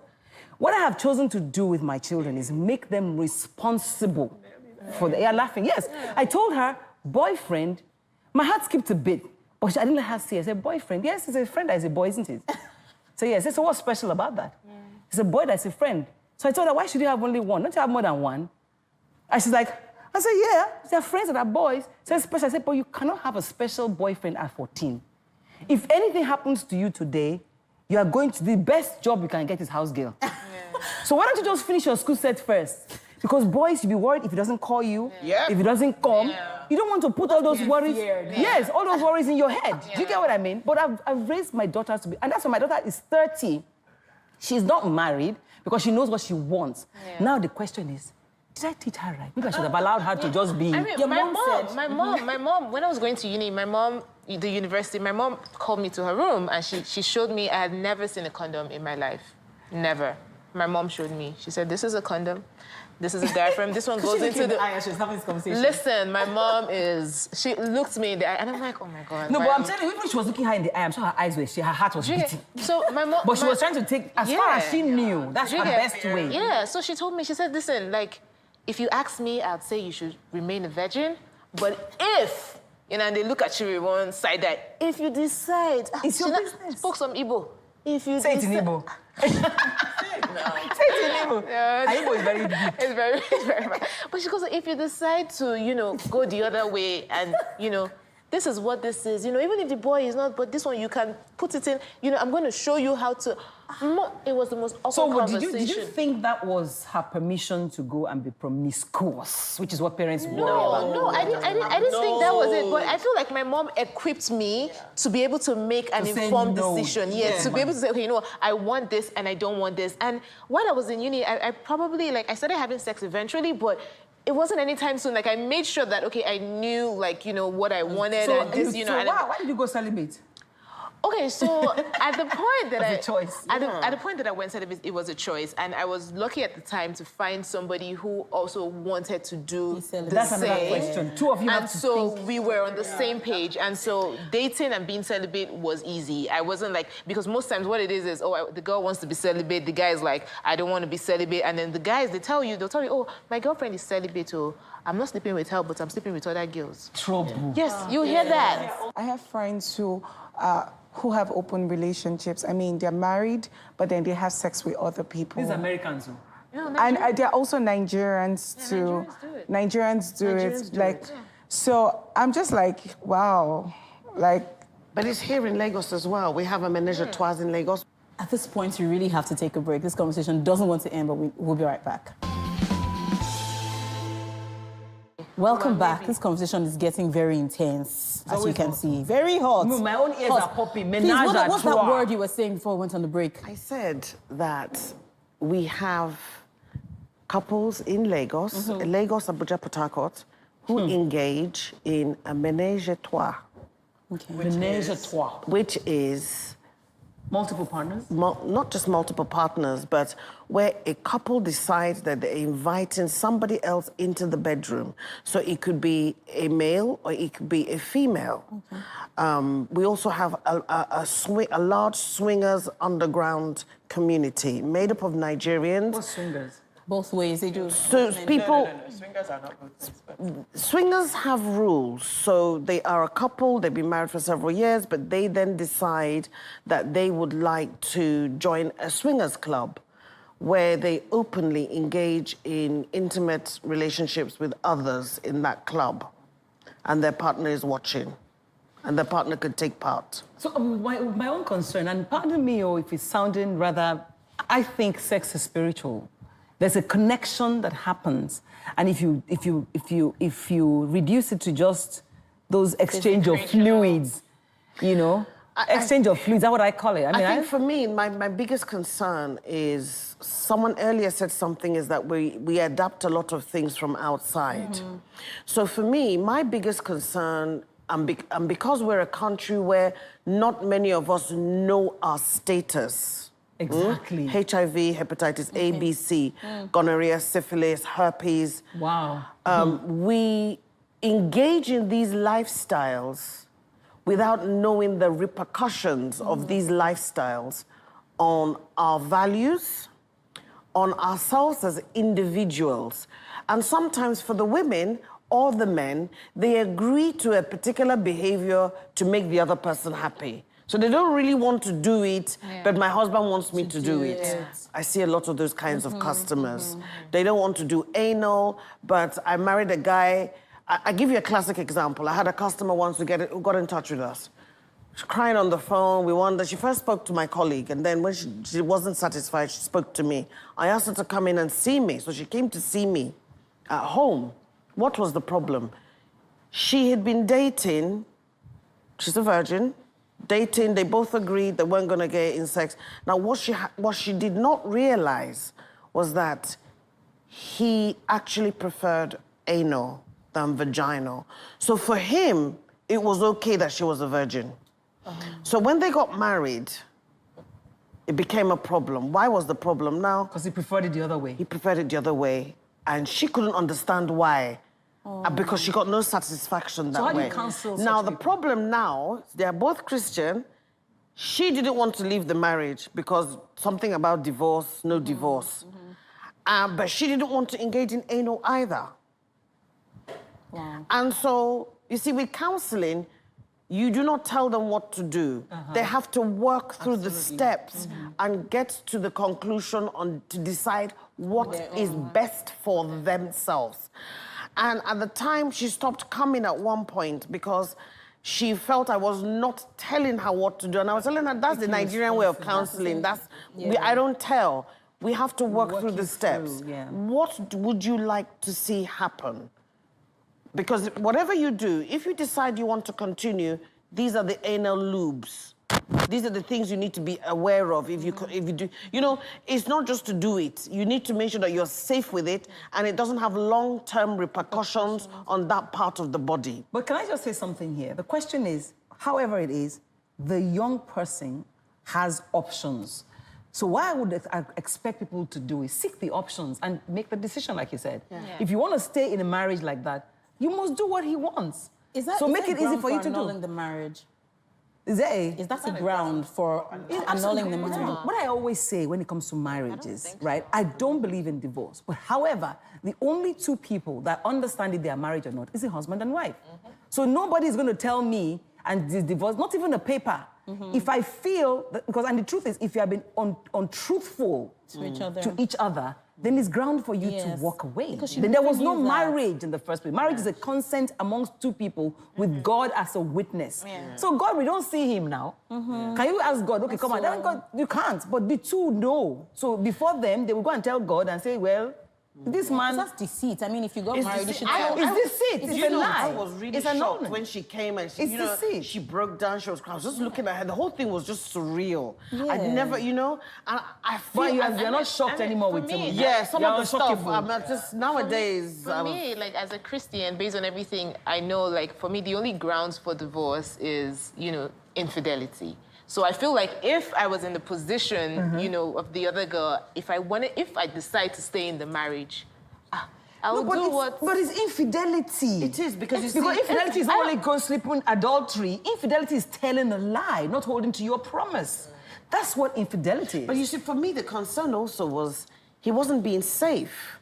And he gave her the impression that he was engaging in that behavior outside of the marriage as well. And so you couldn't really tell whether he was going to bring in... And remember, that part of the body has a high incidence of getting infection.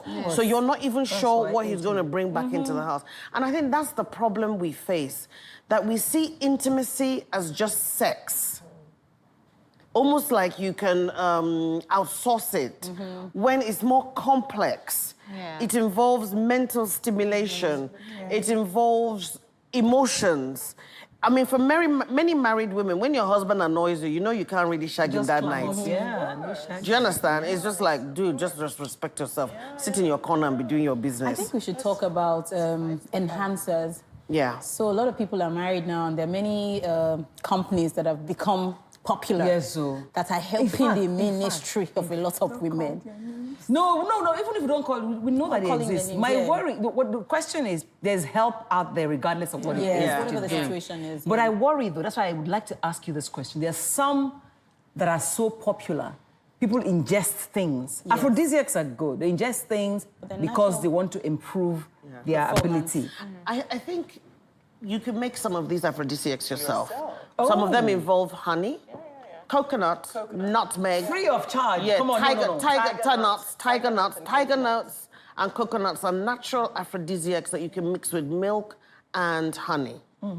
Guys, can I also tell you something that our coconut parfaits, we've never said this publicly, but honestly, our coconut parfaits are, I mean, the reaction we get from people are, oh my goodness, oh, yeah. They're very soothing and they're very much aphrodisiac. Okay, I'm not offering you two. I'm You're not offering you two. Just because I just want to, have a good time with the, not for anything else. Enhancers exist, but please educate us on what we should look out for and not do. Yeah, enhancers exist, but I'm also very worried about how we use them. I'm asthmatic, and I'm very careful what I ingest because I like to be able to breathe by myself. And I always tell people, you need to know what exactly you're drinking, swallowing, so that you know how to save yourself. Bearing in mind, we don't have 999 or 911. We have in Lagos. In Lagos, and even in Lekki traffic, they stop you, you won't go far. So we need to get everyone's thoughts now. We need to wrap up. Time is almost up again. So. Okay, but this has been interesting. Sorry, I was going to say one thing before I go. There's a lady, a friend of mine said, so she went to visit somebody to buy something else. And then the person said to her, oh, have you used XYZ product? And she was like, she didn't want to seem naive. So she was like, not really. In Lagos, do you know the women outside that your husband are meeting and taking all this type of things? So you need to, up your game. Exactly. So she now called the company, and then one of the bottles that they gave her was a syrup, and it was like maybe 70-something K. No, that's what she's saying. So she bought it, and she said it worked. That her husband was shouting, Jesus is Lord. Who sent you? So she said to herself that at that point she was actually scared because it just dawned on her that the possibility of this man seeing this thing outside has upped by how much. No, well, I understand what she's saying, but I think you've already addressed that issue. These things work. Wow. You can produce it yourself. It's needed in a relationship, a committed relationship, because regardless of anything, I don't imagine anybody hopping around. Those are my final words. In a committed relationship, it's important that your intimacy goes all the way. Yes, so there's no point closing your ears to the fact that, oh, I am Christian or I'm Muslim or whatever. You must ensure that you have a good relationship and you can find help and do it. As for you people, I wish you luck. I would say to young people again that intimacy goes beyond sex, that you can actually achieve intimacy without sex. If you're having sex and then, together, they're forced, rather. But if you're not, it doesn't mean you cannot achieve intimacy, so yeah. Effective communication makes intimacy the best. And if you are in a relationship, marriage or otherwise, and you can't communicate effectively, then there's a problem. Yeah, for me, I get turned on, by the mind first. And that is the clincher for me. But I also want to add, these other products are really interesting. And before I can get into them, we have to actually do an expose on them. Get some pharmacists and pharmacologists to break them down in the lounge and find out how safe they really are. Because so many people are consuming them. I would like to, but not before that. 75,000 naira for a bottle. Baby. My baby. When it's time, I'm looking forward to it. But then, for now, I just want to remain friends and date in the real sense of dating, knowing people, being intimate for the right reasons. Are you just telling us the right words? No, I'm actually serious, And mommy of two. Well, I'd say that intimacy is achievable no matter where you started. It's something that can be worked on. Expressing yourself, like you said, is totally key because a lot of women have found it difficult to tell their spouses what their preferences are. Of being seen as a whole, so, for want of a better word. Please, whatever way, just know that there's hope. It can get better, it will get better. Just work at it and express yourself. Be determined to say what's on your mind, and what you like is very important too. Thank you very much for coming to watch us today. Thank you, and please, the conversation doesn't end here. Our handles are scrolling on the screen. Please continue the conversation and catch you some other time. Thank you for watching. Bye. Bye.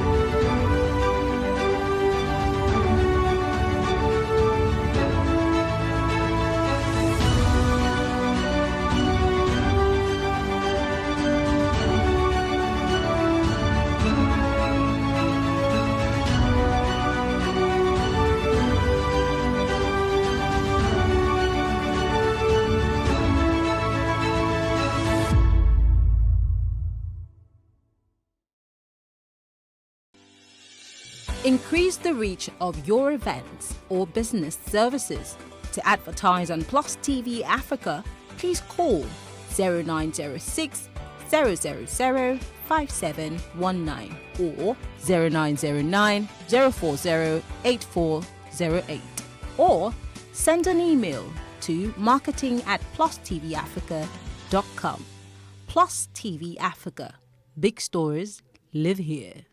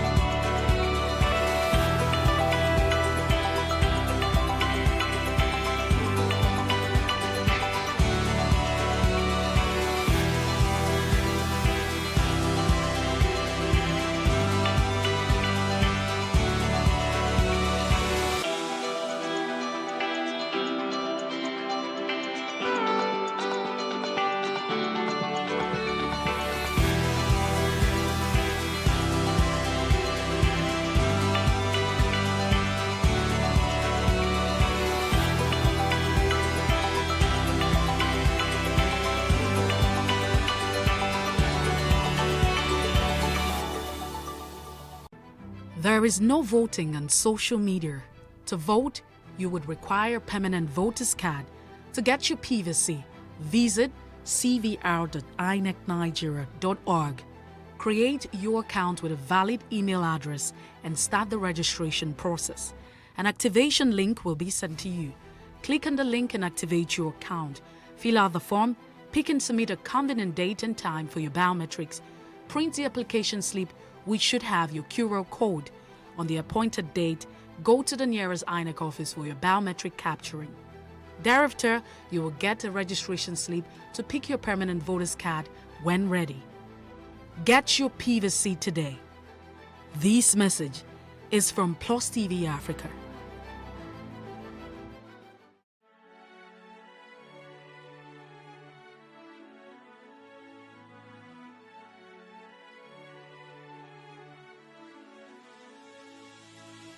It is engagement we need to have. Those who suffer miscarriages are never taken into account. Members of the National Assembly are also influence peddlers. You are sitting on Nigerians' money. From the barbing, I pay my rent. On the barbing, I send my children to school. A consultative engagement. No any tangible notification before they ban us. It's one thing for people to be at your back and the heat of the moment, and another thing for them to still be with you when push comes to shove. I will do everything to take Lagos out of the national grid.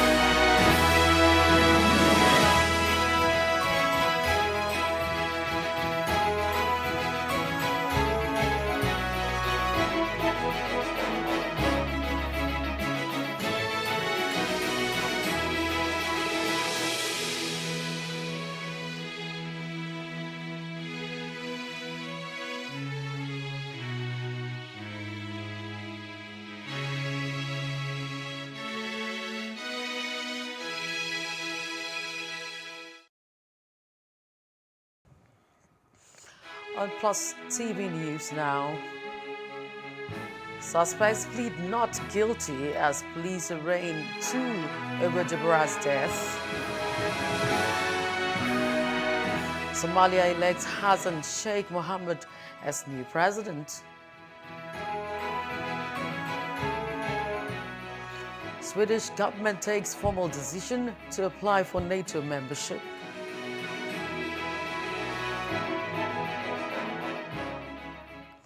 Good evening, I'm Loretta Chiogo. This is News Now, and thanks for joining us. The police have arraigned 2 suspects, Bilyaminu Aliyu and Aminu Okunchi, before a chief magistrate court in Sokoto State over the killing of a student, Deborah Samuel. Deborah was accused of engaging in blasphemy, and for this, her colleagues stoned and flogged her to death, after which they set her on fire. The first information report, prosecuting police officer Kali Musa told the court that the suspects were accused of participating in a disturbance act that led to the death of Deborah on May 12, and that an investigation was in progress. The suspects alongside the victim were students of Shehu Shagari College of Education in Sokoto. The governor of Sokoto State, Aminu Tambuwal, has relaxed the curfew imposed as a result of the violent protests that trailed the arrest of suspects linked to the murder of Deborah Samuel. Governor Tambuwal relaxed the curfew after receiving briefing from security agencies in the state. The revised curfew will now be from dusk to dawn in Sokoto Township. This is with a view to affording people the window to pursue their legitimate businesses and means of livelihood. The Christian Association of Nigeria, CAN, has said that it will petition international organizations to call the government to order and to be more serious in dealing with religious violence in Nigeria. The president of CAN, Samson Ayokunle, while reacting to the killing of Deborah Samuel, said that the government has not been proactive, has not taken decisive action on cases of religious violence, and the entire world needs to hear. Ayokunle said that since this was the first time the kind of happening in Ayokunle said that since that was the first time such was happening, there was a need to appeal to the international communities and organizations to help Nigeria and Nigerian Christians. Meanwhile, speaking on our political program, Plus Politics, Reverend Joseph Hayab said that the country cannot afford as a nation to be tossed to and fro by different religious beliefs, as they must always go by what is written in the country's constitution, one of which is that no man is permitted to take the life of another, come what may. Whole lot of argument without clarity, because when you listen to others, they will say there's nowhere in the Quran that says you should kill. But when you listen to others, they will say, no, there's a justification for you to kill, but you are not going to kill, you are going to allow a particular authority to kill. So because of this divided idea, what I believe is that Nigeria is a secular state, and Nigeria must be ruled by the Constitution of Nigeria. There's no place in the Constitution of Nigeria that empowers another person to kill another person. In 2000, why did Christians in northern Nigeria, and specifically in Kaduna, reject Sharia? This is one of the reasons. Because we know that there are excesses about faith, and we just wanted to be sure we are protected. Even with those arguments, where are we now? We've still lost a lot of people. So many of our children, so many of our husbands, so many of our wives have been killed under accusation that they blaspheme the prophet or they desecrated the Quran. What we are simply saying is that if we begin to look at blasphemy and desecration, then this country will never know peace. Because you started by talking about the president's speech. Have you really listened to what the president said? The president said, and I quote, that even Jesus Christ is a prophet. For me, a Christian, calling Jesus Christ a prophet is blasphemy because it's ignorant. Jesus is not a prophet to me as a Christian. So, but you see, we tolerate this thing. We understand this thing. We don't care about who said it. But the moment it comes to the other angle, then our children are being killed. Our families are under attack. I think we really need to sit and talk about what makes us Nigeria. Are we Nigerians by the Constitution of the Federal Republic of Nigeria, or we are Nigerians by the dictate of a particular religion or a particular section? Unless we honestly discuss this, we'll continue to have this challenge over and over, because it is our daughter today we are crying. Tomorrow it may be another person's daughter from another part of Nigeria, and the cry will go that way, and this will continue. A civil rights advocacy group, Human Rights Writers Association of Nigeria, HURIWA, has tasked the Department of State Services to arrest the Chief Imam of Bayero University in Kano, Sheikh Abubakar Jibril, for allegedly inciting Muslims against the Bishop of Catholic Diocese of Sokoto, Matthew Hassan Kuka.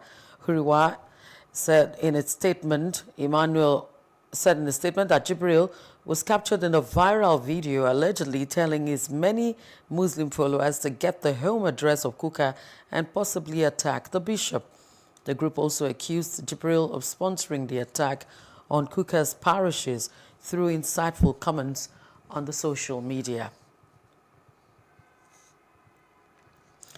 And still talking about insecurity, until Leah Sharibu is freed from the captivity of terrorists, the call for her release will be heightened. These were words at the launch of a book in her honor as a heroine of the Christian faith, put together by cleric Pastor Rafiu Kuteyi. The report.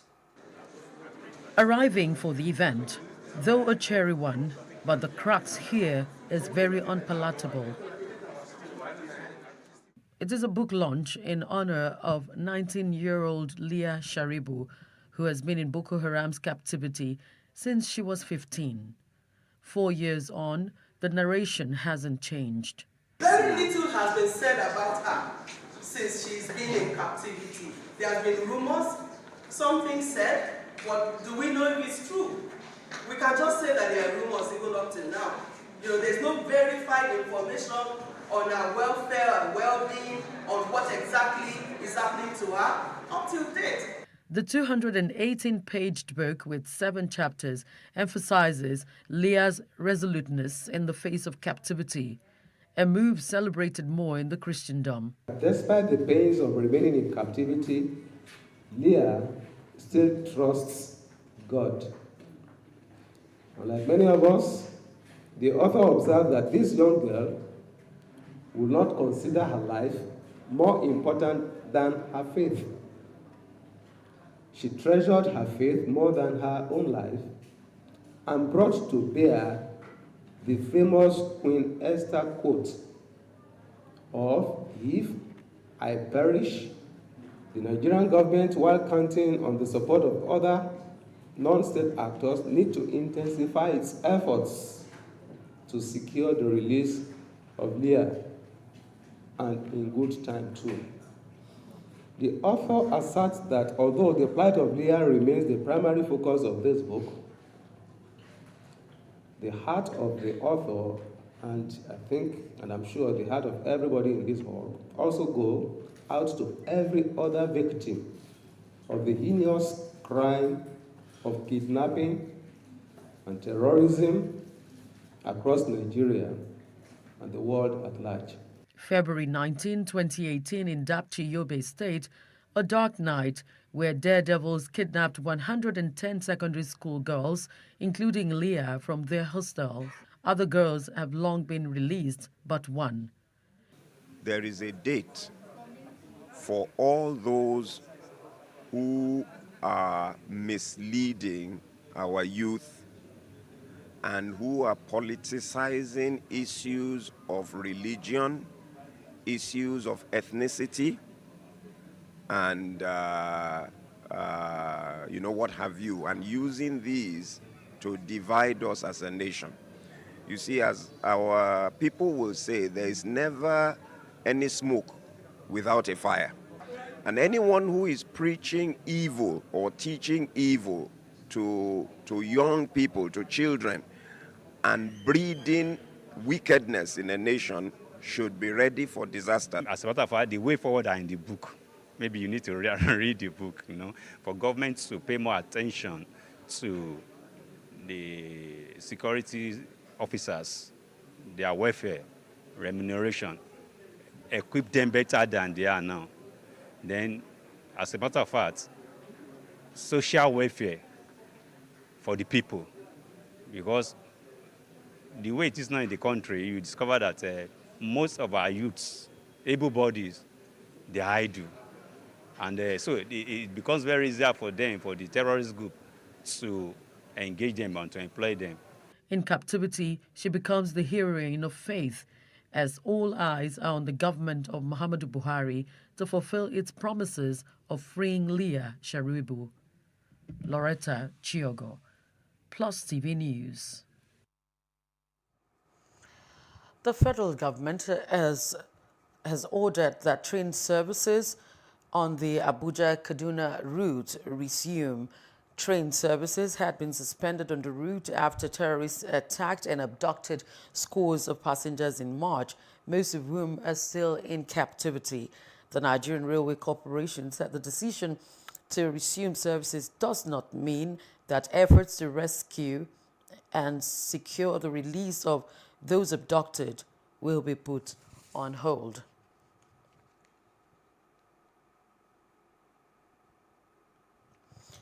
It is too late to tinker with the schedule of activities for the 2023 general election. That's according to the Independent National Electoral Commission, INEC.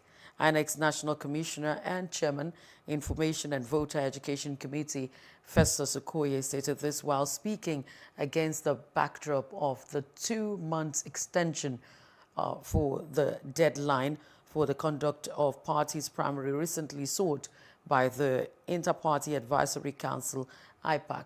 According to him, any change in the June 3rd deadline will affect other activities for elections and would amount to arbitrariness to adjust the election timetable. Members of the National Association of Nigerian Students, NANS, have blocked major roads in some cities in Oyo, Edo, and Ondo states in a protest against the prolonged industrial action by members of the Academic Staff Union of Universities, ASU, and that's as a result of several failed negotiations with the federal government. While protesting students of the University of Ibadan blocked the school's entrance in the state capital, those from Ladoke Akintola University of Technology, Lautech, barricaded the major road along the major road where the institution is situated, that's in Ogbomoso. The students also called on the state governor, Seyi Makinde, to ensure public universities in the state back out of ASU, just as it was done in some states for academic activities to resume. In Edo State, students of the University of Benin cordoned off the Benin Auchi Ramat Park axis of the state capital and later proceeded to the Federal Secretariat in Benin City to present their case to the government.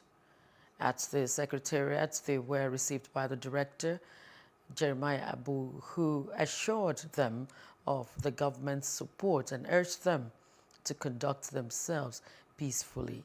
In Ondo, students of the Federal University of Technology, FUTA, barricaded the Akure-Elisha Highway, condemning the lingering crisis by the lecturers. And still on education matters, ASU, the Joint Action Committee of the Non-Academic Staff Union of Educational and Associated Institutions, and the Senior Staff Association of Nigerian Universities have all said that the federal government did not reach a strong agreement with them that can lead to the cooling off of the industrial actions.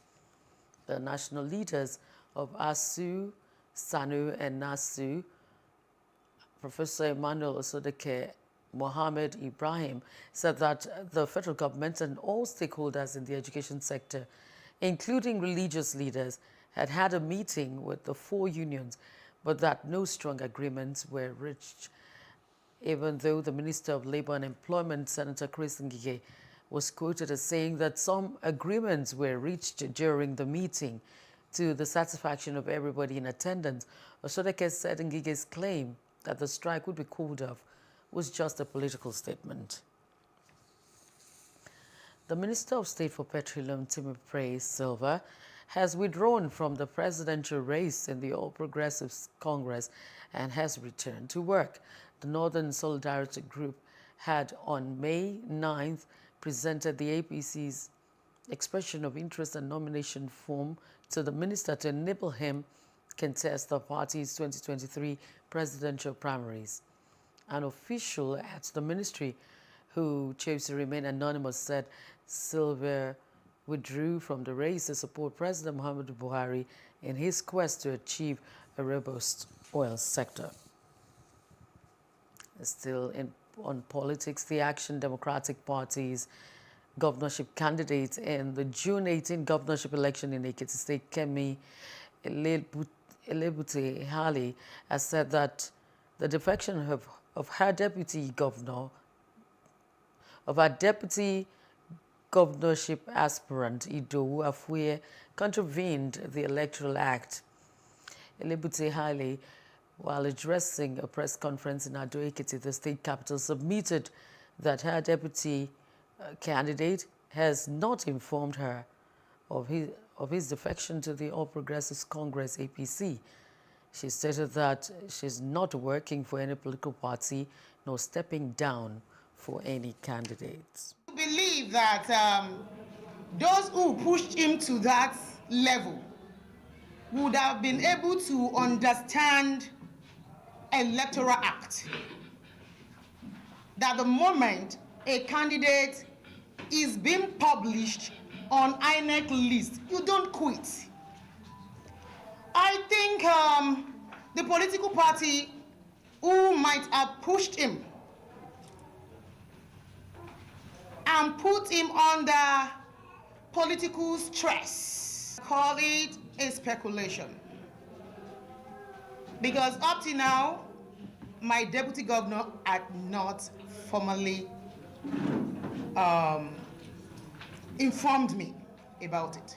I clearly debunk that I am working for SDP or any political party that I want to sell.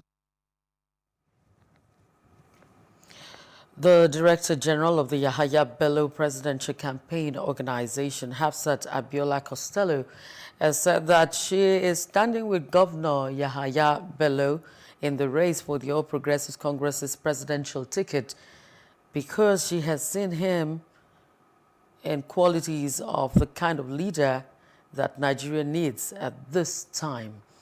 Abiola Costello, daughter of the winner of the 1993 presidential election, late Chief MKO Abiola, said she chose Governor Bello over all other southwestern aspirants because she has seen him in a true commitment to the progress of the country. The DG also reiterated that with the ongoing work in the campaign, she was very sure that her principal would be victorious at the primaries, notwithstanding the political stamina of some others in the race. Only 19 states in Nigeria have been able to create jobs according to the National Bureau of Statistics, and Kogi State happens to be one of them. So this is a state that is being able to grow its economy, but not the kind of growth that we generally see in Nigeria, where you read about it in the newspapers that the country is growing, but when you look all around you, people are suffering. This is a state that is actually looking for progress by improving the lives of common people. So many have asked, and many are incredibly alarmed that I'm standing before you, a Yoruba girl, a Yoruba woman, representing a candidate from North Central, at a time when some Yoruba believe that it is their turn to be in office. In Kogi State, through the leadership of the Governor Yahaya Bello, they're trying to make sure that they balance carefully on the side of security, on the side of harmony. And I think that these kinds of examples and practical approaches is very much required at federal level, but not just at the federal level, but to serve as an example to the whole country, because security is not something that President Buhari can deliver on his own, or even if we have President Yahaya Bello in office in Abuja next year, he would not be able to deliver it on his own. He would need to work through the states. But we believe that the examples he has been able to demonstrate at state level. The Supreme Court has scheduled hearing for May 19 in the suit by President Muhammadu Buhari and the Attorney General of the Federation and Minister of Justice Abubakar Malami. The scheduling is not only reflected in the court's case list for the week, but the parties have since been served hearing notices, according to the court. The suit, filed on April 29, 2022, has the National Assembly listed as the sole defendant. The plaintiffs are contending, among others, that the said section of the Electoral Act 2022, that is Section 84, subsection 12, is in conflict with constitutional provisions.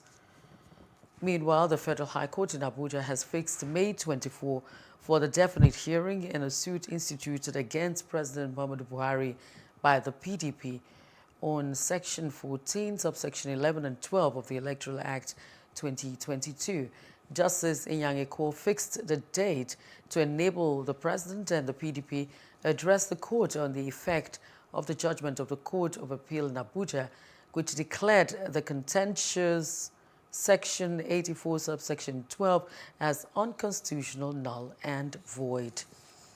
Also from the courts, a Federal High Court sitting in Abuja has ordered the Accountant General of the Federation to immediately halt the distribution of more than 1 trillion naira due to oil-producing states, pending the determination of the suit before it. The trial judge in the matter, Justice A.R. Mohammed, in an interim injunction, held that the distribution of the derivation funds without the indices of the Revenue Mobilization Allocation and Fiscal Commission was injurious to the applicant, which is Imo State government. The People's Democratic Party's governorship aspirant in Rivers State, Farah Dagogo, has again been remanded in Port Harcourt Correctional Center by a Federal High Court. Justice Chiwendu Nwogu remanded Dagogo, who was arraigned in court earlier today after listening to arguments from the defense and prosecution teams, and adjourned till May 20 to rule on the motion and counter-motion moved by the legal teams involved in the matter. This is the second time Dagogo would be remanded. Out of the court now, police in Anambra State have confirmed the burning of the headquarters of Idemili North local government area in Ogidi in the early hours of today. Combined response by security operatives and the natives helped to repel the criminals, according to the police. The Magistrates Court building and office of the Enugu Electricity Distribution Company, EEDC, within the complex were also affected. Also, the police in Anambra State has confirmed the kidnapping of Mr. Okechukwu Okoye, a lawmaker representing Agwata Constituency 1 in the State House of Assembly.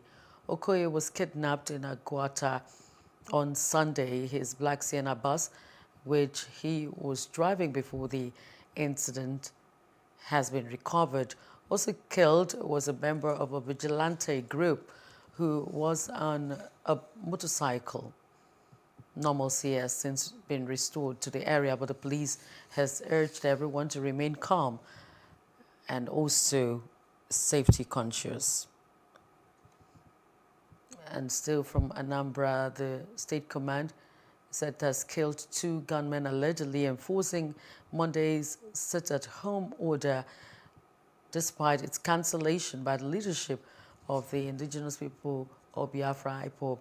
The state public relations officer, Tochukwu Ikenga, in a statement in Oka, said the incident happened along Omunza Road in Orumba South local government area of the state when some miscreants obstructed the movement of innocent road users going about their businesses. The PPRO said the command had intensified patrol within the state and is still keeping up to that. The Borno Police Command said it has successfully defused a bomb planted by Boko Haram and the Islamic State of the West African province ISWAP insurgents at Dalori, internally displaced persons camp, IDP, located a few kilometers from Maiduguri along the Maiduguri-Bama Road in Kunduga local government area of the state. The bomb scare started earlier today when an item concealed in a sack thought to be an improvised explosive device was spotted, causing panic as the residents of the camp abandoned their shelters and fled. The Commissioner of Police, Abdul Umar, who confirmed the incident at a press briefing, said that the explosive said that the explosive ordnance disposal personnel of the command were immediately dispatched to the scene for disposal and evacuation. Now to other matters. The Economic and Financial Crimes Commission, EFCC, has arrested the Accountant General of the Federation, Ahmed Idris, over an $80 billion naira fraud. EFCC spokesman Wilson Uwajaren, who confirmed his arrest in a statement, said that Idris was arrested after failing to honor the Commission's invitations to respond to issues connected to fraudulent act. According to the Commission statement, the Commission's verified intelligence showed that the AGF raked off the funds through bogus consultancies and other illegal activities using proxies, family members, and close associates.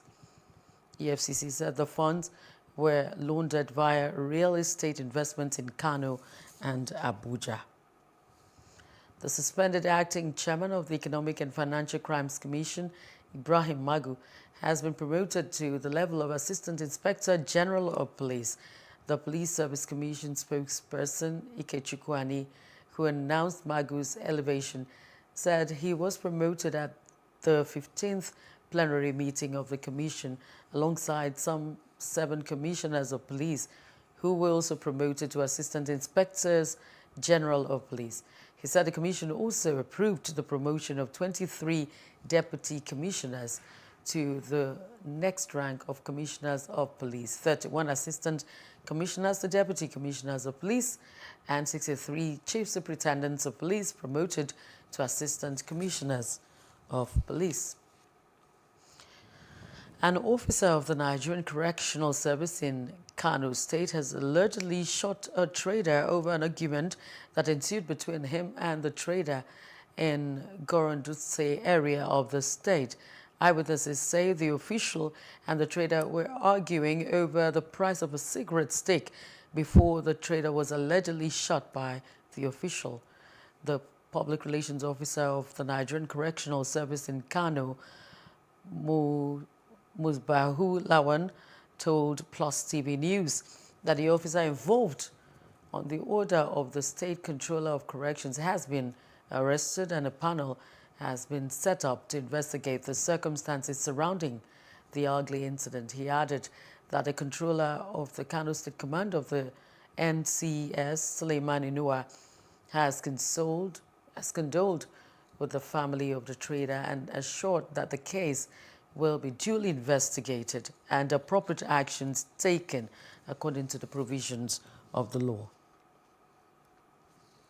Now, as part of measures towards finding a lasting solution to a series of issues bedeviling the transport sector, the Lagos State government has unveiled plans to deploy the use of technology for effective movement. The Commissioner for Transportation, Frederick Oladende, said that this would take the front burner at the maiden edition of a National Transport Technology Conference and Exhibition scheduled to hold in June 2022. Plus TV correspondent Lovikuko Yedoku now reports. This press conference is heralding the maiden edition of the National Transport Technology Conference and Exhibition, NTTCE, coming up in Lagos. The 2 days conference will see key decision makers, experts and operators in the road, rail, water and air transport sectors discussing current and emerging trends in the sector, as well as fashioning out ways of integrating them into the Nigerian transportation space. Oladende spoke on the importance of a national transportation policy which, if all state governments key into, with coordination and harmony, could bring about an effective transport system. What kind of investment do we need? Who are the key players? Who are the people willing to invest? And then what will be government's commitment? So every smart city must have a plan. We're developing a smart Nigeria. We're developing a smart Lagos. You must have a plan to get to that point. And the aim of this conference is to develop that community that would help to develop a plan and then to look at some of the obstacles to see what government's responsibility would be and then what the private sector's responsibility would be. He believes that the national policy on transportation will bring an end to leakages and corruption in the sector. We move away from, exchanging cash to ensuring that once you have a card, everything is computerized and that there's no exchange of cash, there's no way you can dupe other people, and then everything will be transparent. Now, the reason why you have 100 naira ticket and then you're paying 1,000 is because everything is paper ticket, is not electronic. And that's why it's important that we move all our transactions from a cash system to a cashless system. On her part, the Executive Secretary, National Transport Technology Conference and Exhibition, NTTCE, comprising of all commissioners of transportation in Nigeria, said that technology has been identified by the forum as a roadmap to ensuring safety, security, and revenue generation in the transportation sector. This event promises to be an all-inclusive one as it seeks to galvanize players within transportation and the technology sector to explore innovative solutions as well as fashion out workable action plans that will integrate transport, integrate smart transportation within the sector for the benefit of Nigerians. Chinwe disclosed that the resolutions from the conference are expected to usher in an action plan which the federal government could draw policies from to enhance transportation in the country. From Lagos, Love Ikuku Oyedoku, Plus TV News. The resident electoral commissioner REC of the Independent National Electoral Commission in Oyo State, Mutiu Agboke, has advised accountants to see themselves as critical change agents in ending corruption and other related sharp practices across all sectors in the country. Speaking with journalists after delivering his paper on accounting and the law implications for practitioners at the inauguration of the new executive of the Association of National Accountants of Nigeria, ANAN, Agboke noted that accountants play key roles in the nation's development and economic growth. Therefore, they must refrain from corrupt practices at all times. The state chairman of the Association of Senior Civil Servants of Nigeria, Isa Olude Owolabi, advocated the dichotomy between accountants in different professional bodies be eradicated. They should not aid and abet corruption. Nobody, whether private or public organization, nobody will be able to go scot-free with corruption if an accountant does not have a hand in it. So, as a professional now, they are supposed to be the gatekeeper of their conscience, gatekeeper of the trust. Because, when you're an accountant, you deal with figures, you deal with monies, and if you are not contented with your art, you are likely to be tempted. So, it's a message for them that if there's any window for them to be corrupt, they should avoid it. You cannot develop without accountants. There's a clear distinction between the role of an accountant and that of an economist. Nigeria as a nation has not taken adequate care of accountants as affects our national life. We know that the concept of accounting revolves around the principles of confidentiality, objectivity, skill and competence, and credibility. Except, of course, and a nation concentrate on this fundamental principle of accounting, such a nation cannot develop economically. The federal government has said that despite its efforts to leverage the benefits of tax exemptions and concessions, the incentive has rather led to a huge revenue loss for Nigeria. The government said that although it was committed to reducing tax expenditure, the nation's current revenue to gross domestic product ratio of about 7% was poor and unsatisfactory. The Minister of Finance, Budget and National Planning, Zainab Ahmed, said that said that on tax expenditure organized by the Economic Community of West African States under the context of the implementation of support program for tax transition in West Africa.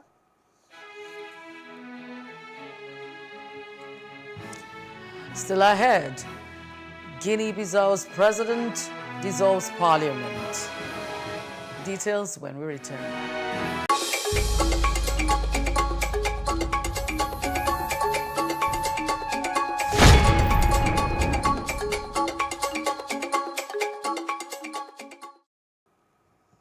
You're welcome back. Somalia's President Hassan Sheikh Mohamud, who returned to power after a marathon vote, is a former academic and peace activist whose first term was marred by accusations of corruption and infighting. He was president between 2012 and 2017. He then distinguished himself by his fierce criticism of outgoing head of state, Mohamed Abdullahi Mohamed, known as Farmajo, who defeated him 5 years ago. He will have to face several major challenges. A historic drought, which could lead to famine, is raging in the country, which is also plagued by an insurgency of radical Islamists. President Joe Biden has reportedly authorized the redeployment of several hundreds of American troops into Somalia, reversing the decision made by Donald Trump when he was in office and withdrawing nearly all 700 ground troops who had been stationed there. U.S. intelligence officials estimate that Al-Shabaab has up to 10,000 members, even though it fights inside Somalia, according to officials who say some members have ambitions to strike the U.S. It's not known how many soldiers President Biden has authorized, but they are said to be part of the Special Operations Force that will be on ground inside Somalia. And in Guinea-Bissau, the President Umaru Sissoko Embalo has dissolved the parliament 3 months after he had said he had survived a coup attempt. The president, in a statement, accused the lawmakers of corruption and also cited persistent and unresolved differences with parliament. Embalo dismissed the government but kept both the prime minister and his deputy in place in order to keep things running until the next legislative elections. The chairman of the African Union, Macky Sall, has called for the creation of an African financial rating agency in the face of sometimes very arbitrary evaluations by international agencies that exaggerate the risk of investment in Africa. They say it increases the cost of credit. Sall spoke of the need to have a pan-African rating agency in the face of injustices, ratings that are sometimes very arbitrary. And the deadliest attack targeted the Volunteers for the Defense of the Fatherland (VDP) in the town of Gissel in the Sahel region, killing some 20 people, including 8 VDP, that according to official statement. And according to one of the leaders, 5 other auxiliaries and a civilian were killed in Makoye, in the same region, on the same day, speaking of a series of attacks that mainly targeted the Volunteers. A security source in the region confirmed that in the southeastern province of Kompenga, close to the borders with Togo and Benin, a convoy of civilians escorted by army auxiliaries was targeted by an attack, adding that about 15 civilians were killed. The United Kingdom will send the first batch of asylum seekers to Rwanda in the coming days, a month after a deal to resettle illegal migrants was signed with the East African country. Under the scheme, for which Kigali will be paid $160 million, asylum seekers arriving on small boats cross the English Channel from France will immediately be transferred to Rwanda, where their paperwork will be processed. UK Prime Minister Boris Johnson said that 50 people who had arrived illegally in the country after crossing the channel had been informed that they would be flown to Rwanda. Outside Africa, Sweden's Prime Minister Magdalena Andersson has said that the government has formally decided to apply for NATO membership, setting it on the road toward ending the military non-alignment that lasted throughout the Cold War. Anderson said that the application could be handed in on Monday, Tuesday, or Wednesday and would be synchronized with Finland's. Sweden's governing Social Democrats dropped their 73-year-old opposition to joining NATO and are hoping for a quick accession following Russia's February 24 invasion of Ukraine. Meanwhile, President Vladimir Putin has said that Russia had no issue with Finland and Sweden, but that the expansion of military infrastructure on their territory would demand a reaction from Moscow as the Nordic countries move closer to joining NATO. Putin, who was speaking in Moscow at a summit of the Russian-led Collective Security Treaty Organization, said NATO's expansion was a problem for Russia and that it must look closely at what he said were the US-led military alliance's plans to increase its global influence. US paratroopers taking part in NATO's training in an undisclosed location as part of another exercise codenamed Swift Response, one of the biggest ever NATO exercises in the Baltics, is now underway. Named Hedgehog, the drills involve 10 countries, including Finland and Sweden, which are expected to formally apply to join the alliance within days. The exercises in Estonia, which will last until the 3rd of June, were arranged before Russia's invasion of Ukraine. The exercise has taken place 40 miles from Russia's nearest military base and is intended to stimulate an attack from Russia on Estonia.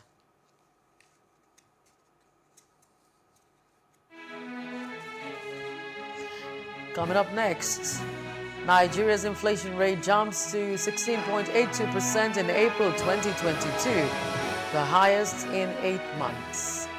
That's in business news after this short break.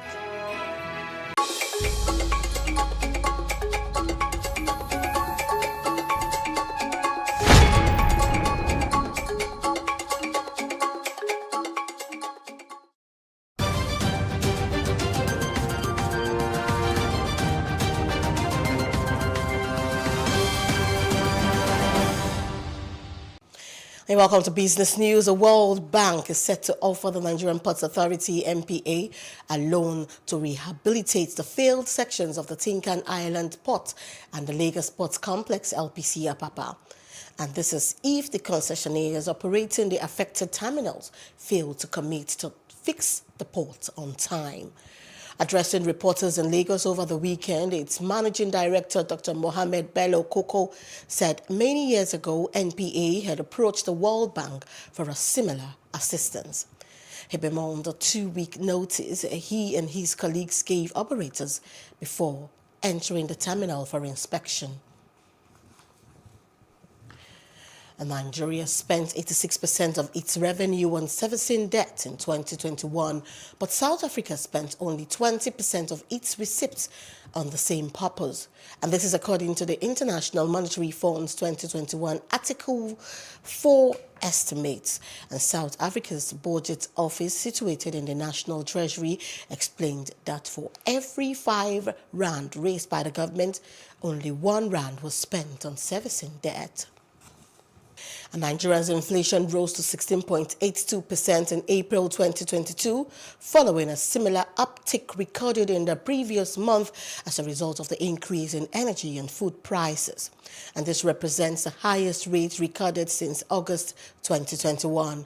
And this is according to the recently released Consumer Price Index report released by the National Bureau of Statistics.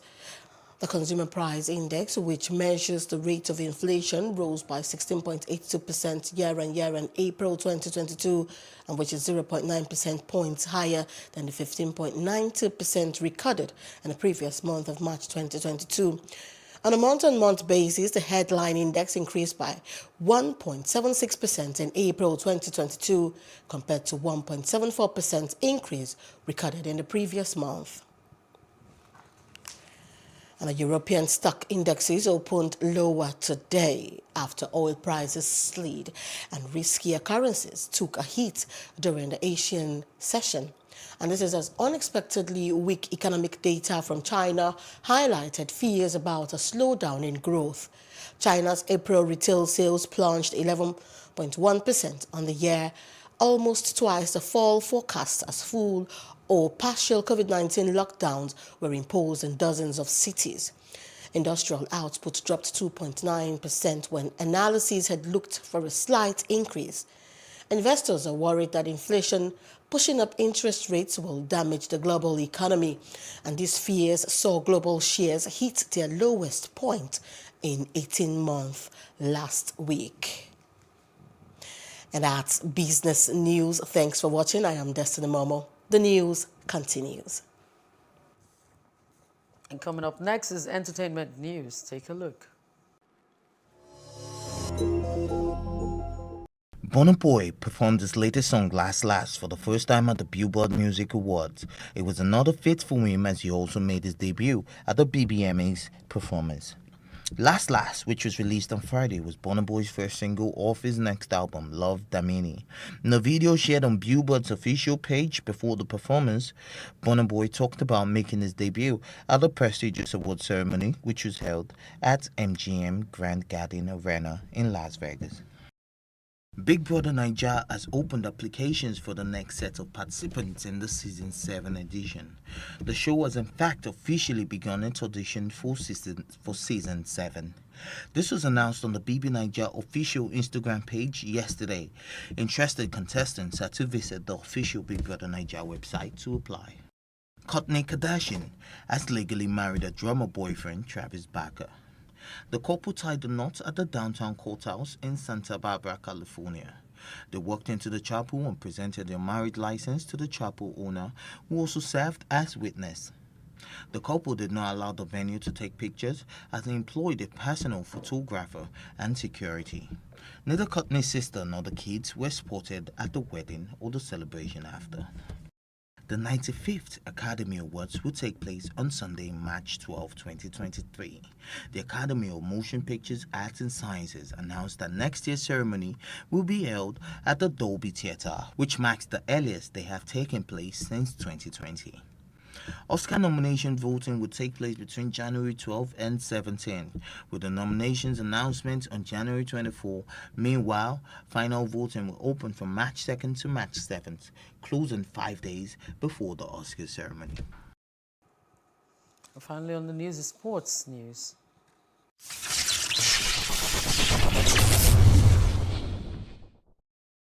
Hello and welcome to Sports News on Plus TV Africa.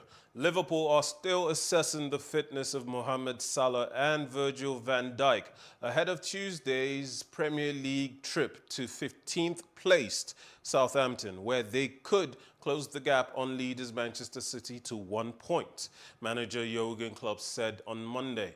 Both players were substituted during Saturday's FA Cup final against Chelsea, which Liverpool won on penalties to lift their second trophy of the season. Klopp added that defensive midfielder Fabinho, who missed the win over Chelsea with a hamstring injury, will remain sidelined for the game at St Mary's Stadium. Liverpool trail reigning champions City by 4 points with 2 games left, but Klopp said he did not expect Pep Guardiola's side, who drew 2-2 at West Ham United on Sunday, to slip up again when they host Aston Villa this weekend. The German also called on the English Football Association to make more cup winners' medals available, saying that while squads have got bigger, the number of medals issued has stayed the same. This process, this corporate is not finished yet because we only played the 120 minutes 2 days ago. So when the boys arrive today, I have to make a lot of decisions. And then we will line up a team. What I can promise and definitely and say, we will line up a team and only for one reason, to try to win the game at Southampton, as difficult as it is, because that obviously is the job to do, and we have to see who is able to help. The 30 extra minutes made a big difference. Nehrud outdueled 29 other male and female riders